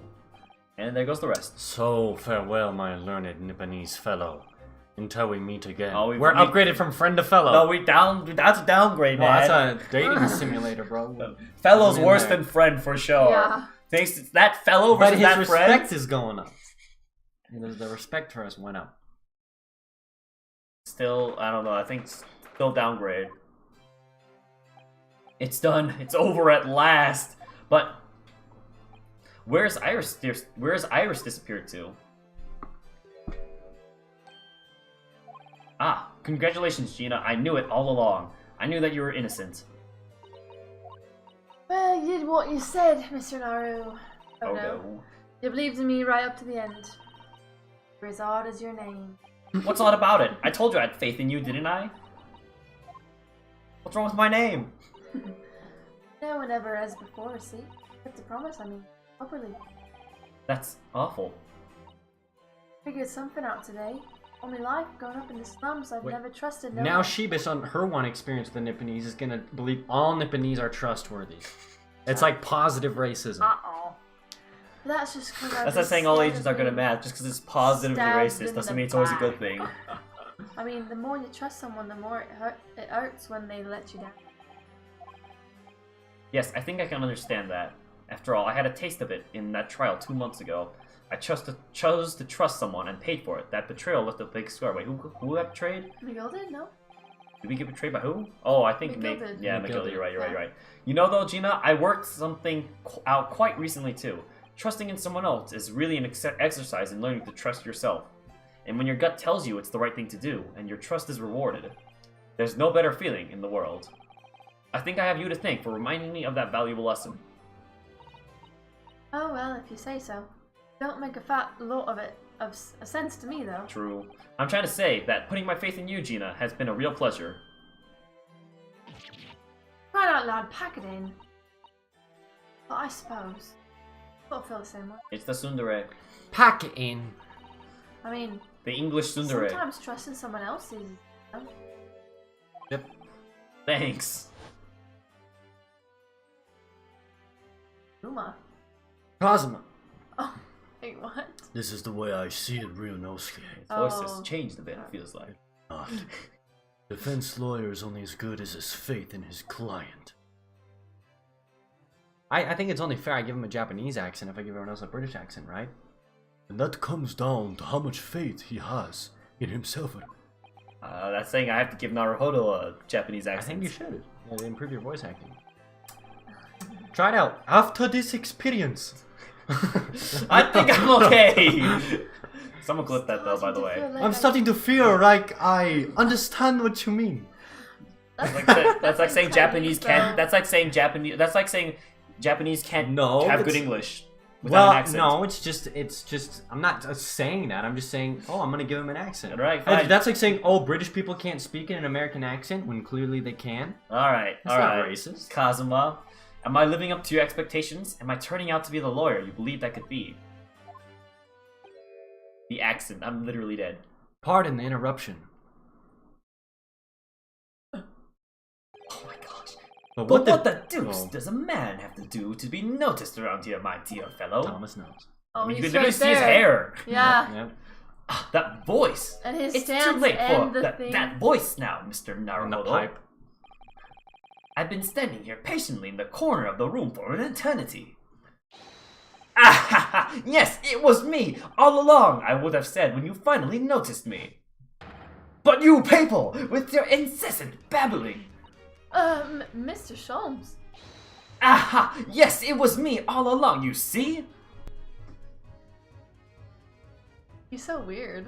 That's the point. I know. I'd assumed you'd been taken back to the hospital, Like, to I be can't honest. believe you guys never noticed me. It's like you're literally dressed as a freaking Yeah. cop. Like, what do you?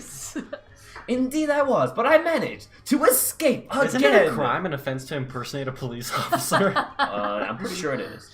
Oh, I happen to be aware of one or two foibles. He's a detective. Doesn't of that the make him a doctor who police was officer? tending to me. technically? I think so. Maybe I he's still allowed. think- Maybe he's allowed to as a detective. I You're think it's allowed still to dress illegal. up. Maybe if you're hired by them, but in general, no, there's no way. Yeah. I merely made my knowledge of them known to the man, and he happily issued me the leave of absence. How very above board. But enough of my adventures. That was a fine victory, Mr. Naruhodo. Your tireless efforts justly rewarded, I feel. Escape? Yeah, it's like an escape room. The hospital's just an escape room. If you dodge past all the nurses and the doctors, and successfully get there without fainting from your injuries. Did he just hop out the window? Yeah. Oh, this time he said he actually got the proper paperwork from the doctor and Oh, got gotcha. admitted above board. Congratulations are in order. As a close friend, I tip my hat to you. Oh, thank you. Some great detective you are. Great at being cold as ice, maybe. Have I irked you in some way, Miss Lestrade?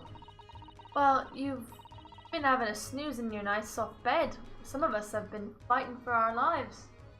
Ah, well, that bullet did cause me to lose a substantial amount of blood, it's true. So I have indeed been feeling somewhat cold. Not perhaps as cold as ice, but, well, have a feel. Could you take your hands off my neck, please, Mr. Sholmes? Just have a feel. And, in some way, I suppose, congratulations are in order for you too, Miss Lestrade. What's that supposed to mean? Why so half-hearted? Well, naturally, it isn't my intention to alarm you, but an acquittal in a trial with that particular prosecutor is perhaps a little precarious. Well done, Mr. Sholmes, not alarming in the slightest. Oh, the Reaper, you mean? Anyone who's found not guilty in a trial he was working on Wins Up Dead anyway. I mean- Winds up dead. Oh! Winds up dead, eh? I was like, I'm so confused. Trial he was working on winds up dead anyway, is that it? The very point I was trying to make, as exemplified by the fate of McGilded, in fact. Ah, but of course, I pay no attention to such irrational drivel myself. Is he gonna be the next victim? Yeah, well, it don't bother me. Nah, there's no way they kill her. Oh, really? Of course not. The way I see it, Reaper's a bit like I'm upstairs. Like him upstairs. Ah, this guy's back. That's right, the best guy. Him upstairs, you mean like God? Oh, a bit like him upstairs. Yeah. Yeah, him upstairs knows what's what, alright? He knows what people are like on the inside. Well, I've got the wrong end of the stick. There are some goes like that, bog trotter, what are rotten to the core. At the end of the day, him upstairs makes sure they get what they deserve. I suppose that's one way of looking at it. Divine justice is one thing, though. The Reaper taking matters into his own hand and claiming lives is another. But I ain't like the McGildards of this world. But I ain't scared. I got principles. He's basically saying, I ain't afraid to die. Ah, she's feeling, I'm ready to take him on. She's gonna beat him. A trait in you which is to be admired, Miss Lestrade. Boy, just give it a rest, eh? As I was saying, congratulations are in order. The news of your acquittal was very welcome news to me indeed. Let me express my heartfelt congratulations, Gina. Well, That's He Iris. fell backwards Dora again. Hurley, how long have you been here? Honestly, I went to the main entrance especially to meet you there. Ah, Iris, my dear, I do apologize, but wait, until I tell you what happened. This pair made an utter fool of themselves. What happened? As you know, I have a penchant for disguise. I was hiding in this room dressed as a bailiff. But these dolts didn't notice my presence at all. Ah ha ha! They had no idea. Can you imagine, Iris? Would you credit it? I'm not sure, really. I beg your pardon? Sorry, Hurley, but you just don't have the weighty presence you have. Excuse me? In fact, you really ought to be careful about that. It's gonna land you in trouble one day. Oh, I hope we get to defend Hurley and I'm sure we will, her honestly. actions in a I'll be trial. careful. Ouch. Anyway, it's such a shame. I was so hoping to throw a party for Ginny tonight, but you won't be able to come, will you? Don't look like I'm gonna be going nowhere for a while. With the judge's powder, I got stuff to make amends for apparently. All them offenses. What was it again? Breaking and entering, taking the book for stuff what was in luck, blah blah blah. Yes, I think you'll find that basically being a pickpocket is the main offense. But diving ain't an offense. It's a job, innit? I don't think so. It's a job. Still, it has got me thinking all this. Maybe I should start looking for another line of work. I mean, you didn't start off as a lawyer, did you, Otto? Well, no, but I was never a pickpocket. But anyway, I reckon She's the next lawyer in the make a next change. game. Oh, and we are her assistant. Yeah. I'm gonna do something for all them lot That like with a me washed for up the old man. slums. Some of that makes a difference for them. That's a wonderful idea, Ginny, and I'm sure you can do it. What is it?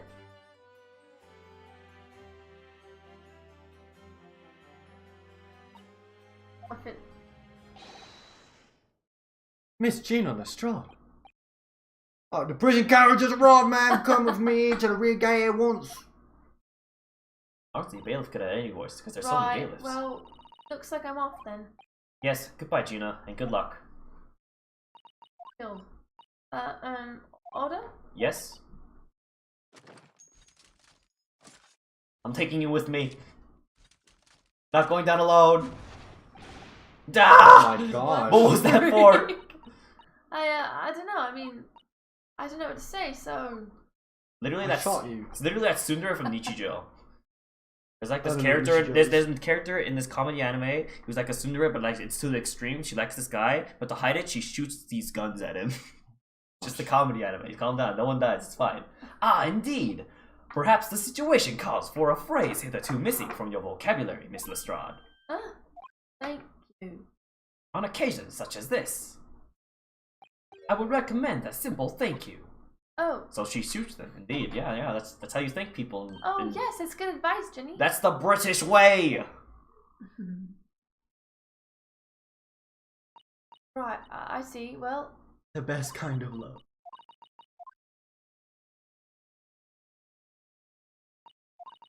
thank.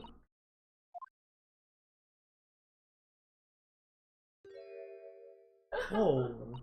Thank you for everything what you've done, for believing in me. Not at all. In fact, that should be my line. She looks so much older with Thank you, her- Gina. Without the hat. without the hat. Yeah. It was like in her 20s instead of her. Might also be the expression. Well, there she goes. Wonder if I'll ever seen her again. No, probably not. She's dead. Foreshadowing. She's dead. Well, well, quite the indomitable pick purse. Oh, I nearly forgot. I bought a paper outside. Someone's been It's murdered. a special edition, and this trial is all over the front page. Pickpocket's innocence proven. Isn't it wonderful? Wow, those news stations were on top of it. You should have shown it to Gina, Iris. She would have been thrilled. Oh no, how silly of me. But anyway, would you like the good news or the bad news? Oh, not again. I always say go bad news first. Bad news. Well, what do you say, Bruno? Hurley? As usual, I think I'd rather get the bad news out of the way first. Absolutely not. I have no intention of listening to anything but good news. And there you have it. How people answer that question says a lot about them, doesn't it? Let's not go there. Alright then, maybe let's start with the good news this time. What if that's how it ended? The rain has finally stopped. It was a record level of rainfall, apparently. Well, that is good news indeed. We can journey back in greater comfort. Alright then what's the bad news? The huge storm has left the seas very choppy. Oh, Iris is dead. The channel in particular is awful, so sailings out of Dover have been delayed by a day or two. Wait, what's her face? Dover? Susato-san. That's right. If we head to the station immediately, we may still make it in time How's to that bad wave news? Susie off. How's that bad news? But It was like good news in disguise. there won't be a train, surely we couldn't be that lucky. Who do you think I am, Mr. Naruhodo? Oh my gosh. Mr. Jones? I rushed to Victoria Station earlier and made arrangements for a special express. If we hurry now, we shall be there in time for dinner. And I know a fine restaurant that serves the most delicious baked sole. What's soul? The sole of your shoe. I don't. The great detective does it again. Indeed he does. I happen to be aware of a number of the rail transport director's foibles. What? I merely made my knowledge of them known to the man, and he happily laid on the locomotive elementary. Just an idea, but it might be wise to stop manipulating people that way. What are we waiting for then? To London. Something. Victoria. Final cutscene? Final cut. Will we get a confession scene after all? What's gonna happen? No, this is where the murder. This is the murder for the first case in the next game.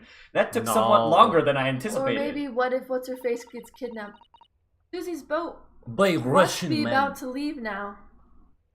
Mrs. Sato, where are you? Where are you? Oh, there she is. Shark eats her.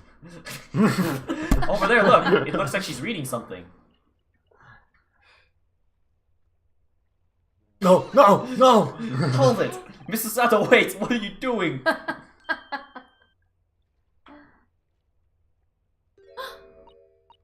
Mr. Naruhodo, what are you doing here?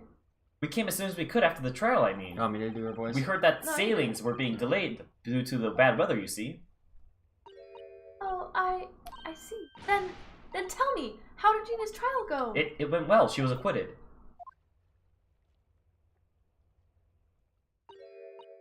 Well, really wonderful news. Susato's going to die. True. Right here.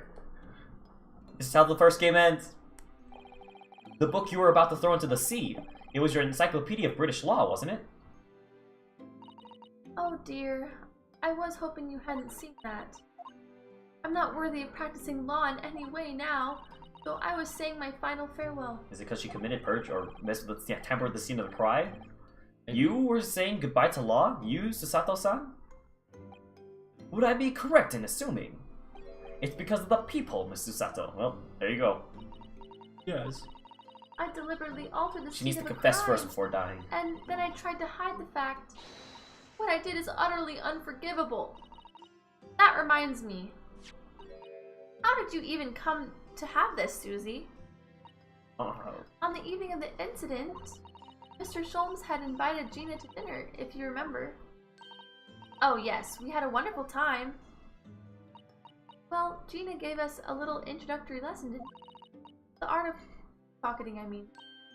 Oh, that was so much fun. I stole Runo's armband. Yes, please don't do that again, Iris. That band's very important to me. Well, if it's so important, you should pay more attention to it. You didn't notice for ages. On a whim, I thought it would be fun to see if I could take the cat flap-a-mat, so I put it up my sleeve. That's just impressive.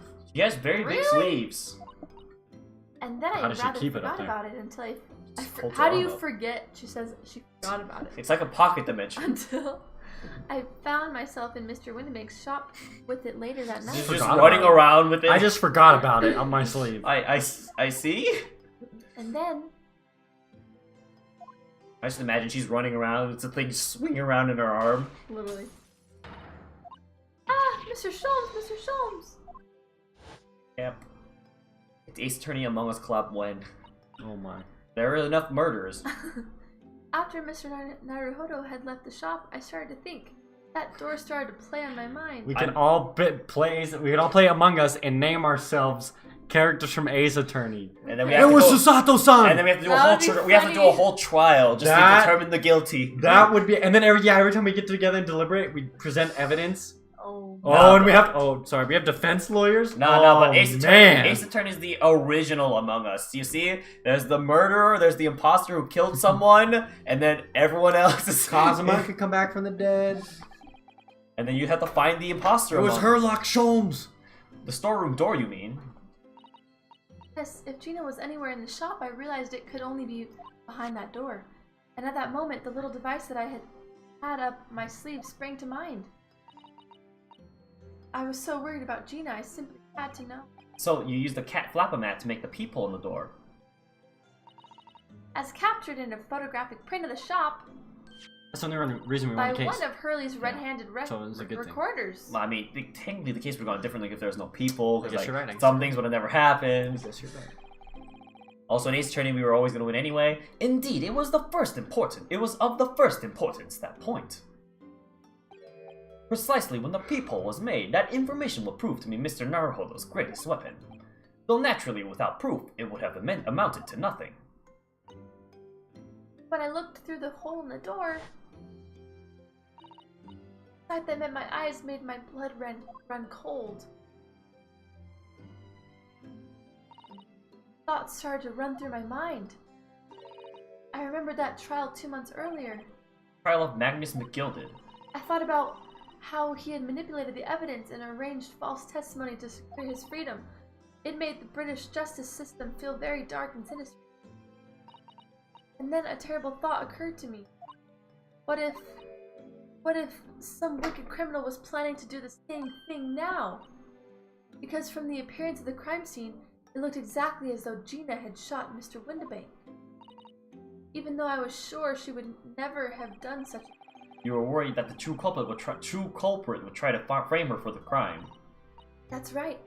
Then I realized it would be very difficult for anyone to give false testimony in this case. What do you mean? Well, the crime appeared, Placed in a locked room. to have happened behind the door of a locked room.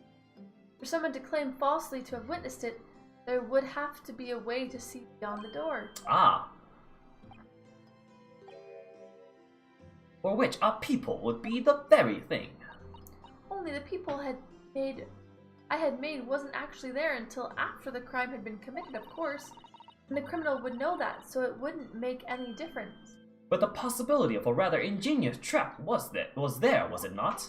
A trap? Is that why she did it? So, is that why you kept it a secret, Susie? You never mentioned that you made the peephole to anyone, not even to the police. I know, and I knew at the time what I was doing was wrong. No offense, even. Well, this is where they come to arrest Susato-san before she gets on the boat. That's why I decided to confide in Mr. Holmes. Mr. Naruhodo was completely backed into a corner, no other possible means of escape. Truth about the people save him. That was my plan. That is a very convoluted plan. Who's to say what even happened in that I room know. before? She really does think of, something. She thinks of No, something. she pulled a Doctor Strange. She thought of all 142 million yeah. possible. But then, why didn't you just tell me everything before the trial began? My dear fellow, you're not thinking straight. If she had done that, it would have rendered you complicit into the whole escapade. Ah. You could have been disbarred if you had been seen to have knowingly tampered with the crime scene. So Mrs. Sato decided to shoulder the burden of responsibility alone, for your sake and Miss Lestrange's. Well, Mrs. Sato. The truth is, when it happened, I did it because I lost a little of my faith in the law. Oh. Wow. I was worried that the right person wouldn't be convicted of the crime. Hey. But the moment I allowed myself to think that is the moment I lost my right to call myself a judicial assistant. What you did isn't comparable to what he did. Brayden is the one who lied in the witness stand, using the people as a way to implicate Gina. And besides, if the people inconsistency hadn't existed, I'm not at all sure that she would have been acquitted in the end. Mrs. Sato, what you did saved Gina's life. Who's to say? Well, with your kind words, Mr. You've saved me too. My regrets. I was gonna throw myself off the bridge, not the book.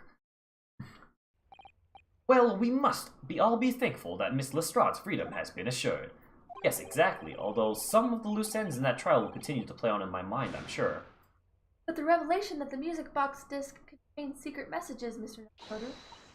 What a triumph to work that out. I'm full of admiration. Well, actually, that argument wasn't quite as compelling as I thought it was. Oh, it wasn't? There was a communications officer among the jury members, you see, a telegraph operator, and she said that the majority of the sounds on the disc were just meaningless tones. As one would expect, after all, we are talking about a secret government communications. No doubt they are written in cipher to avoid being readily understood should they have been intercepted. In cipher, I see. So then we could never have hoped to understand the message anyway. Nonsense, my dear fellow. It is quite a zero-pipe problem, I assure you. What was Hey, that? so... Asogi? What? Asogi! Yasuo, what are you doing here? Well, that can't be a real word, can it? How funny. Kazuma Asogi? Wait, Iris, what did you just say? Oh, I just said asogi? Does that word mean something to you? Mean something? Asogi was the name of my best friend. That's the ult. What? That's the ultimate ability. But how? How did you know that name, Iris? I wrote it down during the trial before when the message was playing on the music box. She just transcribed it on the fly? She really is a genius. I thought the message probably wouldn't be written out in plain Morse code, so I tried various ways to interpret it. But whenever I tried, the words just didn't seem to make any Kazuma sense. Asogi? Yes. That is, in English at least. Oh! It suddenly occurred to me, you see, there's more than one Morse code, not just the English variety. Various countries around the world have altered and added to Morse code to use it in their own languages. I don't believe it. Are you saying? That's right. I've only actually seen a chart of Japanese Morse code once before. But I think it's based on the Iroha pangram, isn't it? And you mean to say that in Japanese Morse code the message says Asogi? Yes, I think so. Sorry, but I don't remember all of the Japanese Morse code. Iris, would you let me see that? Miss Susato, do you know it? Do you know Japanese Morse code? Yes, I spent some time studying course. it. Why not? Because I'm quite sure Morse code will become ever more I mean, important yeah, it's like for if you're ahead of the time, international like, communications. this is what you learned, like the smartphone of the day, of the current age. I guess. Hello? I want to move this just slightly. Oh, in the middle. I mean, yeah, why not? Just so it doesn't cover people. Then might I recommend, my dear madam, that you focus your efforts on the English version. Covering her. Yeah, you're right. There's no winning. L's Put it all on the very, around. very tippy top corner. Yeah, the reason we didn't do that because there's like stuff, but yeah, When- it's probably but better. at this- Nope. Be that as it may, Irish, show me the message, please. Of course. We're savages for writing that down and then transcribing it. Why? Okay, it's government secrets. You know, They told them to turn it off. But this possibly mean whatever is in that long sequence of supposedly meaningless dots and he's dashes, not actually dead. it's made the color drain from Susato-san's face. There's no doubt that this message is written in Japanese Morse code. So the British Empire has been using Japanese for its secret communications. I don't understand the reason why, but the message appears to be a list of 4 people's names. The 4 terrorists. 4 names. The first is Kei Asogi. It's Kyle Asogi. Kazuma Hasuki. Why? Why was his name on that disc? The second is A. Shin. I don't know if you know anyone by that name. Shin? I don't recognize that name, The alright? third is T. Goregusen. Guregusun. Gregson. Oh, Gregson! Goregusen. Oh, Didn't he Tobias, get that? Tobias Gregson. Gregson, I didn't realize. Guregusun. Ah, it would seem Tobias Gregson is the Tobias third man on the list. Guregusun. And what is his name doing in a secret government communication as well? The last name? What's the matter, Mr. Sato? Susato-san. It's just so strange. So unexpected. Might be your dad. Oh, what is it, Susie? Don't Oh, keep it is us her in dad. suspense. Totally, you got it. Last name. Jane Oh, it's John Wilson. Iris's dad. What? The wrong her. Wilson? John H. Wilson? You mean Daddy? Says only J. Wilson, so I'm afraid I can't be sure. Then after the 4 names it reads, if I translate from Japanese, that is all 4. That's the end of the message, or rather the end of what you know down, Iris. And they're all dead now, aren't they? Except for Guregusun. Yeah, Tobias, I mean, you don't know about Shin or whatever his face was. That's true. I just can't believe it. Who would ever have thought that those discs contain Japanese Morse code? Not to mention a strange list of disturbingly familiar names. It would appear that this particular message is a communication of some kind between Great Britain and the Empire of Japan. So Daddy could be in Japan then. Where's Susie and Bruno come We're from? going to Japan. Yeah, he's in Japan, 6 feet under the ground. Oh, well... That's where he It's is. not very likely, really, is it? I mean, there are thousands of people with the surname Wilson, and there must be lots of J's among them. Professor John H. Wilson, visiting professor of medicine at the Imperial Yume University. We can't tell Iris about that now. We just can't. Oof. This is so strange. Somehow in solving the case of Mr. Windimake's murder today, there's more questions. I feel like I've rolled back a boulder at the mouth of a very dark cave. I do wonder. Perhaps it's a dark cave that we should go wandering. Nah, let's go in. It'd be fun, you know, good content. I'm the steamboat. I don't get any Oh lines. dear, the ship is going to set sail soon. Yes, it seems so. Come with me. I'll sail on that steamship first to the port of Dunkirk in France. Then I'll change onto a larger passenger vessel bound for Japan. You're really going then, Sue. We wish you a safe passage, Miss Susato. Thank you so much. I wish all of you the very best. Miss Susato, I had hoped to have you always at my side, to guide me and support me. Wow, it's a confession. Mr. Naruhodo. Please, come back soon. As far as I'm concerned, you really are the very best judicial assistant in the world. Wrong line. He messed it up. He flubbed it. I love you. I'm quite sure. I'll be back before you know it. Really, Susie? Oh, now don't forget, Iris. I made you a promise I've yet to fulfill. A promise? About your manuscript. Ah! Oh yes, the Hound of the Baskervilles. Well, I'll be waiting for you then, Susie. A promise is a promise. Definitely, Iris. Until Susato-san dies. Don't say that. No one's safe Mr. in this game. Naruhodo, Yes? I love you. Remember the first time we met? Yes, I of course. I do. On the SS Buria when I was dragged out from the wardrobe, still half asleep. If I remember rightly, you threw me halfway across the cabin with the Susato takedown. That's the first time you met her? You know very well that I'm talking about after that. I guess. Strange, but being thrown together as we were in that case, I somehow felt straight away No, I'm pretty sure the only one thrown in that case was me. that you were the perfect person to For me to continue marry. Kazuma-sama's great legacy. So much I ship shipping. them. I ship So them. much shipping, and yet the ship's taking only one person. Miss Susato. And my instincts were right. I really want to believe. No, I'm sure that. I'll be back soon. Very well until then. Someone's gonna die. I bet we're gonna get in trouble because we have Cosmo's armband. Something's gonna happen. We're gonna get kidnapped. Cutscene. Oh, animated cutscene. Now we gotta watch the we anime. seem to have come to the end of the adventures of Ryunosuke Naruhodo. Or the first volume, at least. I can't raise anything higher, guys. Sorry if it's quiet. Looking back now, it feels as though fate has led me on this journey. Oh, it did. It's good, it's good.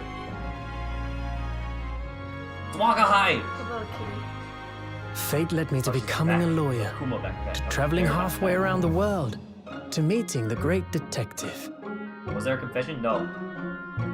Next game. I'm sure there'll be trials and tribulations That's ahead. the name of the 30 Ace Attorney Of game. course there will.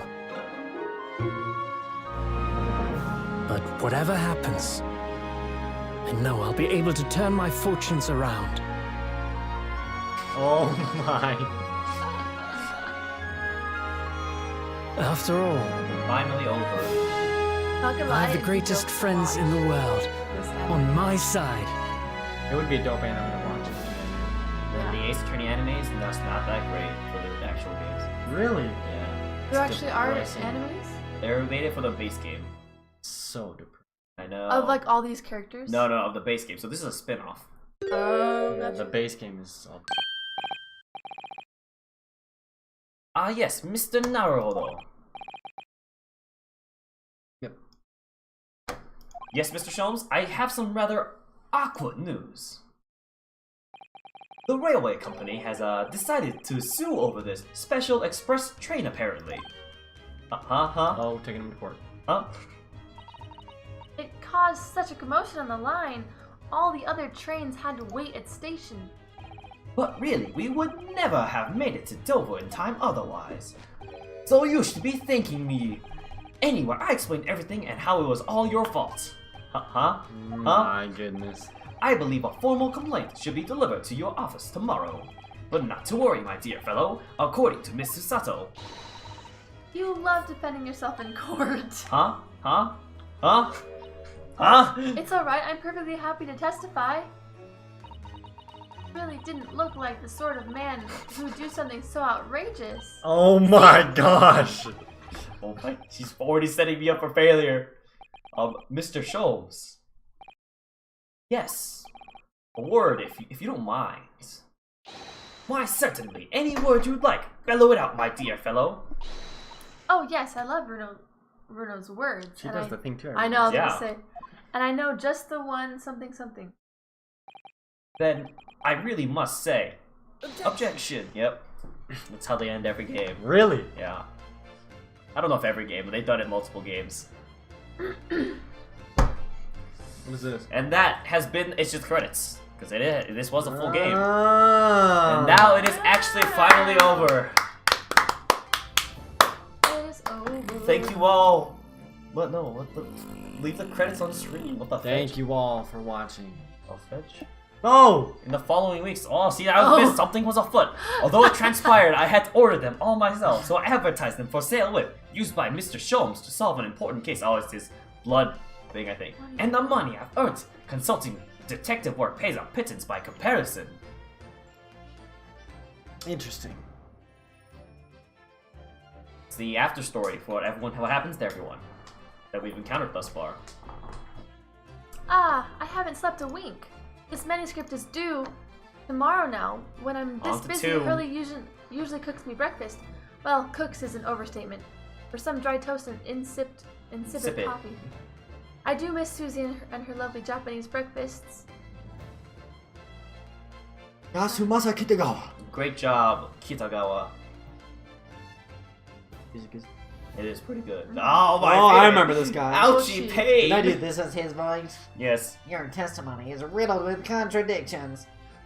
Exactly. I remember this case. Kobold coins hide on the rare snakes themselves. I wasn't here. Let's get a game review at the end of this. Okay. Well, I don't know, sir. No, witnesses. My court is I want this courtroom is judge back. no place for your petty arguments. Is this in Japan? Yeah. Yeah, this was the first The case. very first case. Oh. I like that. I like this lawyer better. This judge better. He doesn't have an old man voice. Yeah. Oh, and Having- to this guy. Having delivered the Russian dancer to shore in Shanghai, I lay low on the steamship for a while. But last night, I apprehended a extremely suspicious Japanese national on board. I've done nothing wrong. All I did was give Waga. Is that you? I think It you was did that both one. of you. Both of you. A Did. man's bringing some kids on board and suddenly he's a hardened criminal. It's not fair. Oh, wait, Wagahai had kittens? And he had them in his pockets? Scripting, these are the ones responsible for the drawn-out conclusions. Scientific investigation will be the gold standard for policing in this new age. I dream of a world governed by the tenets of order and discipline, like a great clock, in fact, whose hundreds of parts mesh together in perfect unison. Now, if you'll excuse me, I have but 2 minutes and 37 seconds until my next appointment. For these credits to be over, that'd be dope. Yeah, That would be pretty cool if that was the exact amount of time.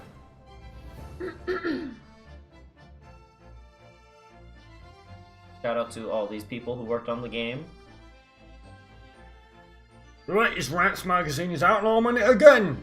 Whenever I say that one line she wrote now, I get a standing ovation. Wanna hear it? Gurek Sun. Not bad, I suppose, for an amateur. Oh no. Huh! That ladyship puts me to shame. How is he not in jail? Maybe you already served his time. Or maybe he's Character pulled some animation's strings. nice. Moon Man? Been visiting the old girl on a daily basis, of course. Jody, my old jailbird. Must say, battling with all those bally stairs every day has done wonders for this Dicky Peg. What did it say? Managing Dicky Peg. rather well with the housework too. I got some bad, but I hope the gossiping neighbors don't realize the man of the house is his own maid. Man, I gotta read so fast for these. That's how we should be reading. Honestly, yeah, it's the speed they expect you to read at. Oh yeah. My Rolly is back on I the remember again. this. All thanks to the Reaper. Thanks for you. There's nothing I enjoy more these days than hunting out a small change in the gutter. I'm a better Bobby now. Looking out for Londoners that dropped the pennies and my lovely wife. I think it was you actually, but Was it? Oh, Pat. It was. Oh, Rolly. I Yeah. don't remember. I remember. Yeah, Because I you two would remember. flirt with each other and I'd sit here all awkward like, oh, Yeah. my wife, okay. Yeah. Oh, Rolly. Oh, Pat. That was your voice. Oh, Oh, Pat. Pat. You need to try with the judge as the culprit. That would be a pretty funny trial. Looks like I'm gonna be doing some time for a bit now. And Guregasin But Iris isn't. comes every day for Nata, so it ain't too boring. He's always got going on about all them cases what Shums is looking into. Criminal investigations are kind of interesting when you get him into them. Gonna become a lawyer when she grows up. That'd be I can cool. see it. Programming. Not trying to be mean, but 3 programmers? 6. 6 programmers? But like, it's a point and click game. I guess there's a menu and save system. Yes, I renounce my upbringing and chose a life I'm of just significant saying, it crime, doesn't but seem like it regrets, requires 6 please. programmers. Programmers. Give over, Give up, bruv. That ain't Ash we used to know. We ain't got Ugh. time here to plan the comeback of Milverton and Skulkin's Milk Run, right? The three Musketeers. Milking the neighborhood for all it's worth. Nice. Oh my. Well, also maybe like the programmers have the job of like helping like working with the animations, because like the animations might be in place, but they might code when they happen and stuff. But 6 people for all of it? 6 people is not very many. For a game like this? Yeah. I For a think- game like this, I yeah. think that's This more past than 6 enough. months has been a time I shall remember forevermore. Painful goodbyes and wonderful encounters. Come to realize that's what life is all about. Naruhodo-san, I promise. Your assistant will return. But for now, I leave you with many memories and a heartfelt wish that life will treat you well. I mean, I imagine this game's a lot of if statements, if anything, but yeah. But I can't imagine 6 people. Yeah, I mean, yeah. Maybe save on time. No, that would be a reason, yeah. But then you can split up the work. Each person handles No, a fair case, play, and fair then one play. person oversees all of them. No, fair play, honestly, that makes sense. Yeah, swag high. Go for the hat. Wag hi. Go for the hat. Kill it. But if anything, I feel like the artwork would take the most time in a game like this. I'm sure. So how many artists do they have? I didn't know. I wasn't paying attention. I thought it I was wasn't three. I thought either. it was 3. I saw 3 animators. Guess you're gonna have to go back and watch the stream. Whoa, whoa, whoa! What the heck is happening now? We're in the afterlife. My mouse. Cosmo is a secret agent. I mean, it kind of sounds like he was. Where's the mouse? Voice actors: Matthew Young, Thomas O. Ivana Johnson. This is actually Ivana Thomas O. Thomas O. Yeah.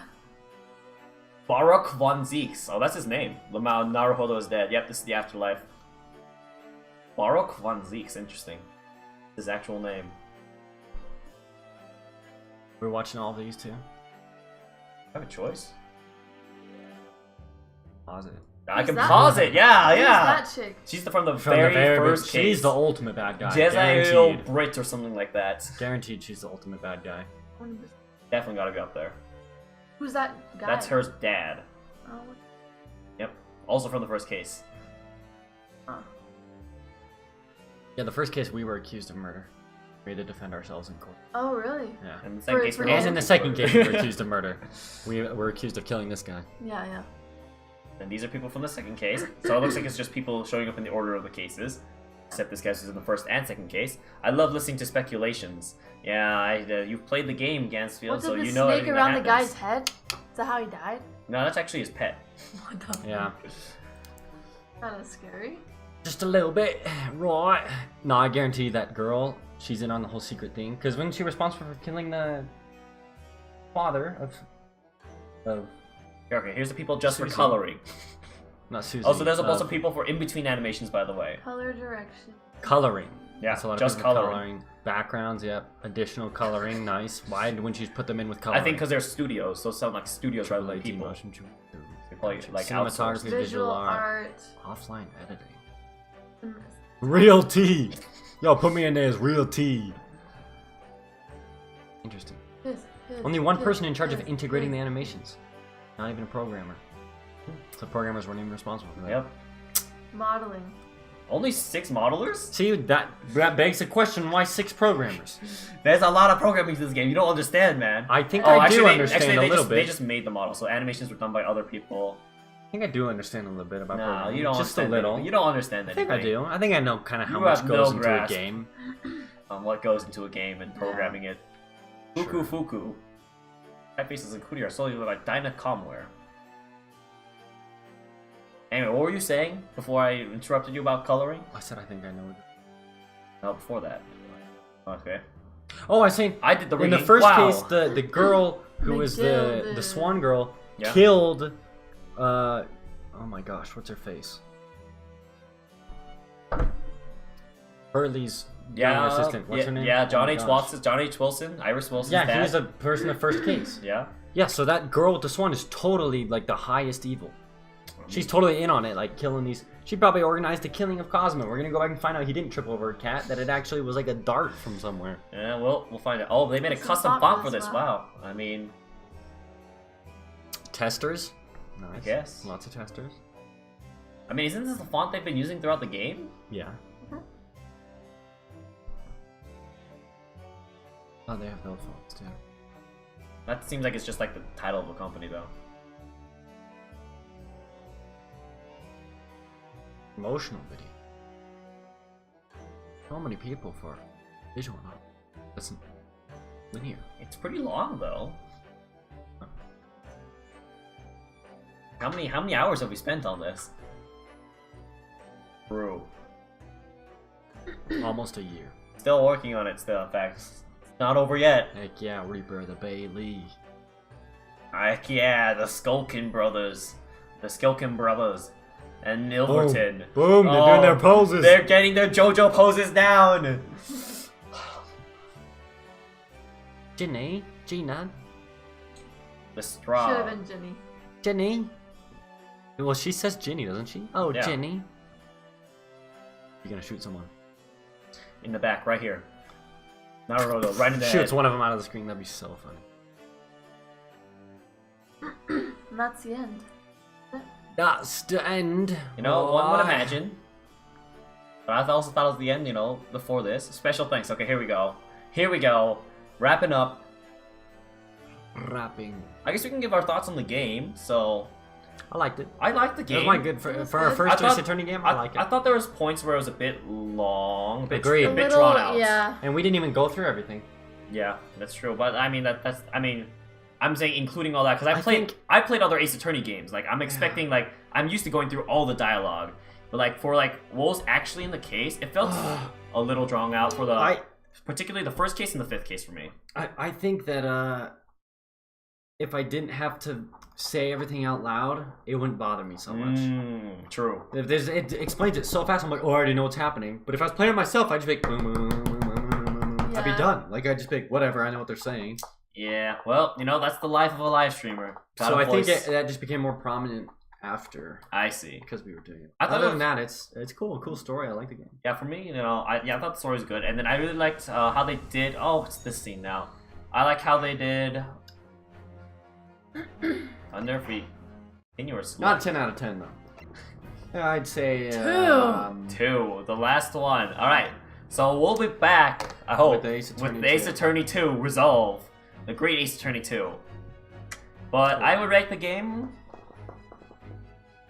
I think I'd give it a 7 out of 10. I would give it a 7 out of 10. Yeah. I don't understand. I've never played another game though, so maybe after I play the first Ace Attorney, I'll change my mind. Maybe, but I think those ones are better. So maybe I'd put the 6 out of 10. Maybe. But also, it's hard to say because this is also one continuous story, right? Sure. Anyway, But the first part, I rate 7 out of 10. Hey, Ivana, what is your rating? I don't know. Oh, It's like I've never Racist played a game out of that's 10. Like this. This game, honestly, this game had everything in it. So did it have everything in it? everything, Okay. Look, almost everything. Didn't have dinosaurs. this but it game had- was had cats, all the other games. Russians, racists, swans. It had a good military. variety. I'll give it that. A moon had a moon man. We were the ones Moon who Man. were. Yeah, it had so much. I mean, I'd give it like You a put these out of 6.5, 7. Okay. It seems like we all have a similar ideas right now. We'll see if anything changes after the second game. But for now, we're gonna go ahead and stream here. Thank you all for watching. And I hope to catch you in the next video, next stream, and my next video, whenever that happens. But yeah, until next time. Good night. Bye. Perfect.